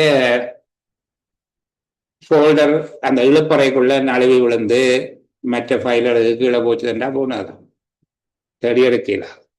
சரி, அது சின்ன ஃபைல் 3 பேப்பரோட கட்டவும் இல்லை, அப்படியே வச்சுட்டீங்கன்னா அது நழுவி உள்ளுக்கு போட்டுது என்றால் இன்னொரு ஃபோல்டரால மேல மூடப்பட்டு. இது ஒரு முறை இருக்கு நிலைக்குத்தான கோப்பு. சரியா? இந்த நிலைக்குத்தான கோப்புடல் தொடர்பாக நாங்கள் இதை விட மேலதிகமான சில கோப்புடல்கள் இருக்குது நவீன கோப்புடல்கள்ல, அதையும் பிள்ளைகளுக்கு காட்டிக்கொண்டு. நவீன கோப்புடல்ல இது ஒரு வகை இருக்கு, பக்கவாட்டான கோப்புடல். அப்ப இந்த நிலைக்குத்தான கோப்புடலை விட பக்கவாட்டான கோப்புடல் கொஞ்சம் அட்வான்ஸ் என்னென்றால், இது இந்த மேலே மேலே அடக்கி இருக்குது, இழுப்பறையில வச்சு பாதுகாக்கணும், இழுப்பறையில வச்சு இழுக்கணும் ட்ரோயர்ல. இப்ப கொஞ்சம் இடவசதி, முன்னுக்கு கொஞ்சம் இடவசதி வேணும், முன்னுக்கு 2 அடி 3 அடி வேணும். சரிதானே? முன்னுக்கு 3 அடி இருந்தால்தான் ட்ரோயரை இழுத்து தேடல. மற்றது என்னதான் இருந்தாலும் ஒரு 3 அடுக்குக்கு மேல பயன்படுத்திடாது. ட்ரோயர்ல 3 ஆக கொண்டது 4 ரூம் தான் வைக்கலாம். உங்களுடைய எல்லார்டையும் ஃபைல் ட்ரோயர் இருக்குதான், ஃபைல் கேபினெட், ஃபைல் ட்ரோயர். அப்போ ஒரு 4 தான் வைக்கலாம். அப்போ கொஞ்சம் கூட இடவசதி தேவைப்படும், நிறைய ட்ரோயர் தேவைப்படும். மற்றது அதை முன்னுக்கு இழுக்கணும், அது இந்த ட்ரோயர் லாச்சியை இழுத்து தான் அதை பார்க்க வேணும். ஆக அடியில் இருக்கிற ஃபைல் எடுக்கிறேன்டா 3 அடி முன்னுக்கு இழுக்கணும், 3 அடி இடம் வரும். அப்படி இருந்தால்தான் இழுத்து எடுக்கலாம். இதுல மிக பாரமான கோப்புகளை பேடுகிற போது அந்த ட்ரோயர் இழுப்பறைகள்ல தான் வைக்கிறது சேஃபா இருக்கும். இருந்தாலும் அது கொஞ்சம் நெருக்கடியை கொடுக்கக்கூடியதாக இருக்கும். அப்ப இதுல இருந்து கொஞ்சம் அட்வான்ஸா வந்தது தான் லேட்டரல் ஃபைலிங் மெத்தட். இதுல காட்டப்பட்டிருக்கிற லேட்டரல் ஃபைலிங் மெத்தட் உண்மையா மூடி போடப்பட்டில்லை, அது மூடி போடப்பட்டதாக இருக்கணும். இல்லைண்டா இது திறந்த ராக்கை முறைக்குள்ள போயிடும். இதுக்கு ஒரு கண்ணாடி அது மாதிரி இந்த வகையிலானதாக இருக்கும். இப்ப இதை திறந்த உடனே கோவையினுடைய முதுகுப்புறம், சரிதானே? கோவையினுடைய முதுகுப்புறம் என்று சொல்லுகிறத சகோதரங்கள் கவனிச்சிருப்பீங்க என்று நினைக்கிறேன். இப்ப இதுல முன்னுக்கு பாருங்களேன், இப்ப நான் இந்த கோடு போடுற இடம், இதுல நான் சொல்லுகிறது இந்த பக்கம், சரிதானே? இதுல இந்த பின்பக்கம், பின்பக்கத்துல தான் இந்த கலை புத்தகங்கள் எல்லாம் பின்புறத்தில் அச்சிட்டு இருப்பார்கள். அதுபோல கோவையினுடைய விவரத்தை அச்சிட்டுருப்போம். ஆனா இப்படி அடக்கினால் எங்களுக்கு அது விளங்கா தெரியாது. அப்ப அது தெரியக்கூடிய மாதிரியாக இவற்றை திருப்பி அடைக்கும். எங்களுக்கு இப்ப முன்பக்கம் கோவையினுடைய பெயர் முன்பக்கத்துல இருக்காது, சைட்ல இருக்கு, பின்புறத்துல அதை வைக்கலாம், பெருமளவு அடுக்கி வைக்கலாம். முன்னுக்கு இழுக்க தேவையில்லாத மாதிரி அதை நாங்கள் வச்சுக்கணும். அப்படி வைக்கிறதுல பக்கவாட்டான பகுப்பு முறையில இன்னும் சில நன்மைகள் இருக்குது. சரி, அடுத்தது பாருங்க, இதைத்தான் நான் சொன்னேன் இந்த சஸ்பென்ஷன் ஃபைல். சஸ்பென்ஷன் ஃபைல் தொங்கல் கோவை முறை. தொங்கல் கோவை முறைக்கு இப்ப நான் இங்க கீறி காட்டுறதை பாருங்க. இந்த பகுதிகள் இதை கொஞ்சம் கலரை மாத்தி கீறினா நல்ல. இந்த பகுதியில பாருங்க, இந்த ஃபைல் எல்லாம் இந்த சிவப்பு நிறமா இதுல இந்த கொழுக்கி எல்லாம் இருக்குது பாருங்க.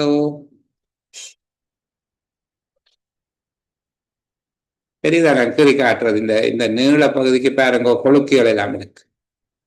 சரியா? அதான் இந்த கொழுக்கி, இந்த கருப்பு கொழுக்கி இங்க வெள்ளையாக இருக்குது. இப்படி கொழுக்கிகள் உலோக சட்டங்கள்ல கொழுவப்பட்டிருக்கும், 2 பக்கத்து உலோக சட்டங்களையும் கொழுவப்பட்டிருக்கும். இது கொஞ்சம் இப்படி முன்னுக்கு பின்னுக்கு அறக்கலாம், இதை முன்னுக்கு கொண்டு போகலாம், பின்னுக்கு இழுக்கலாம், இப்படி இருக்கு. இந்த துளையும் இருக்கு, சரியா? இந்த பகுதியில துளைகளும் இருக்குது. இப்படி இந்த லோக சட்டங்களுக்குள்ளால இதுக்குள்ளால துளையும் போடப்பட்டிருக்கும். இப்படியாக வைக்கிறேன். இதுக்குள்ள கொண்டு போய் இந்த ஃபைலில் அடக்குறது. ஃபைலில் அடக்கைக்குள்ள இதுக்கு பெயர் வைக்கிறது. இது பாருங்க, ஃபைலுக்குரிய பெயர் மேல எழுதி வச்சிருக்கிறது. இந்த பகுதியில் ஸ்கிரீன் தெரியல சார். ஓஹோ, சரி. இந்த பாருங்க, இதுல விளங்குதா? இந்த இப்ப நான் கீறி காட்டினது இந்த ஸ்கிரீன்ல ஏதோ ஒரு மிஸ் வந்து, இதான் அந்த கொழுக்கி. கொழுக்கியை இது பாருங்க, இந்த கரையில இருக்கிற சட்டத்துல கொழுவி இருக்கிறாங்க, இந்த கரையில இருக்கிற சட்டத்துல கொழுவி இருக்கிறாங்க. அதை விட இந்த பைகள் முன்பின்னாக நகரக்கூடியது, இங்க இங்க நகரக்கூடியது. இதுக்கு இடையில தான் ஃபைல வைக்கிறது. இதுக்கு இடையில ஃபைல பக்கவாட்டாக ஆவணங்கள் மேல தெரிகிற முடியாத ஃபைல் பண்றையில டாக்குமெண்ட் எல்லாத்தையும் குத்தி காட்டுறையில ஒரு மடங்கு அட்டை அல்லது மடிப்பான் ஒரு ஃபோல்டருக்குள்ள வச்சு அந்த ஃபோல்டருக்கு பேரெல்லாம் வச்சு இந்த பாருங்க இதுல காட்டெல்லாம் போட்டு இருக்குது இந்த பகுதி இருக்குல்ல. இப்ப நான் சரி காட்டுற முழங்காட்டி எனக்கு ஒரு மெசேஜ் போடணும் அதை சொல்லவும் சரியா. அப்ப அந்த 2வது பாக்ஸை பாருங்க, அதுல அந்த ஃபைல்ல என்ன விஷயம் இருக்குதுன்னு சொல்லி பார்க்கக்கூடிய மாதிரி அதுல இருக்குது. அந்த செக் பண்ணி விட்டு சரியா.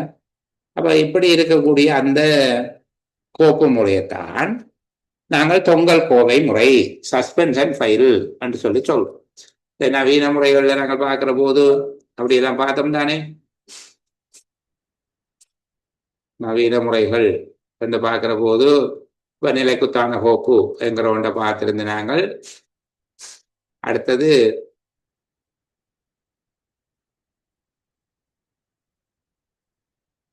பக்கவாட்டான கோப்பு என்கிறத பார்த்தோம். மற்றது தொங்கல் கோவை முறை. தொங்கல் கோவை முறை தான் அதுல இப்ப நான் காட்டுங்க சஸ்பென்ஷன் ஃபைல்.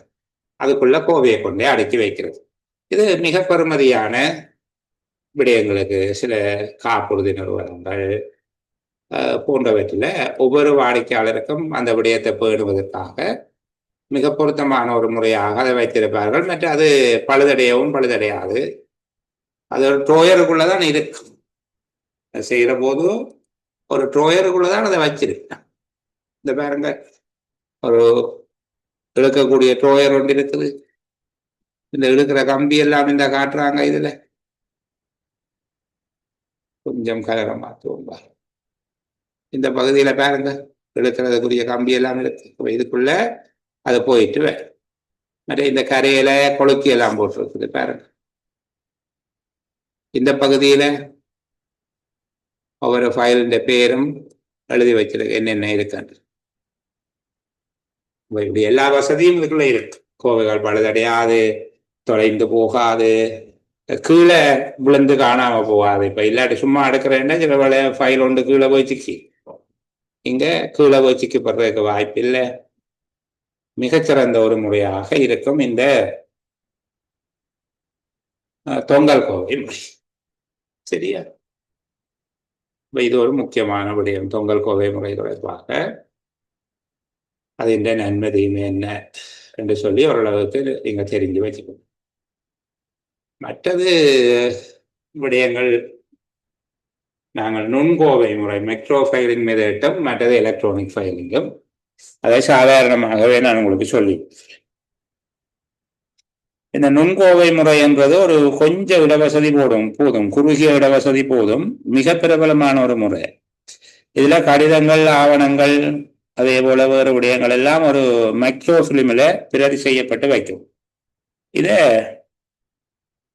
மிக அதிகமான கொள்ளளவுடையது, மிக அதிக அளவான கொள்ளளவுடையது. இப்ப இது நிறைய சிப்ஸ் எல்லாம் வந்துட்டுது. ஆனா இதுல வாசிக்கிறதுக்கு விசேட உபகரணங்கள் வேணும். அப்ப அதனால அது கொஞ்சம் செலவு கூடிய முறை. ஆனா பெருமளவு ஆவணங்களை ஒரு சிறிய பகுதியில பயன்படுத்தக்கூடியதாக இருக்கு. மற்றது எலக்ட்ரானிக் ஃபைலிங். எலக்ட்ரானிக் ஃபைலிங் என்று சொல்லுகிறது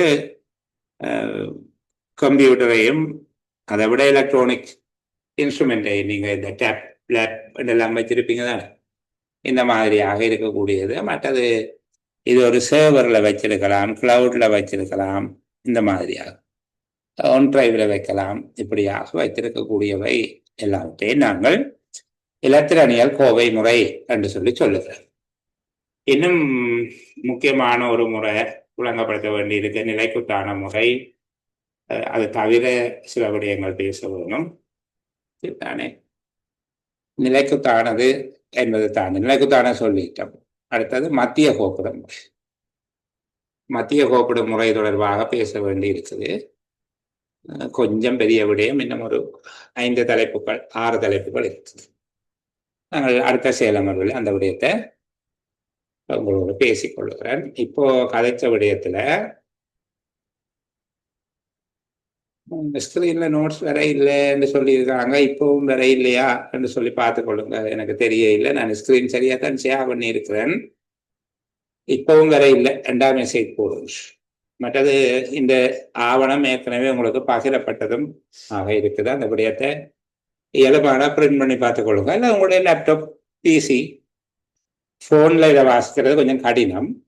பிரிண்ட் எடுத்து போட்டிங்கன்னா வசதி. ஷார்ட் நோட்ஸ் எல்லாம் எடுத்து படிக்கிறேன். சரியா? சரி, இன்றைக்கு ஒரு வெற்றிகரமான செயலமர்வோடு இதை நிறைவு செய்து கொள்வோம். தொடர்ந்து இதனிலும் இனிதான ஒரு பொழுதுல சந்திக்கிற வரைக்கும் உங்களிடமிருந்து விடைபெற்றுக் கொள்ளுகிறேன். ஏதேனும் நீங்கள் கேட்க வேண்டியதாக இருந்தால் சில நிமிடங்கள் ஓஃப் ரெக்கார்டிங்களை காத்திருக்கிறேன். விடைபெறுகிறவர்களுக்கு பாய் பாய், குட் நைட்.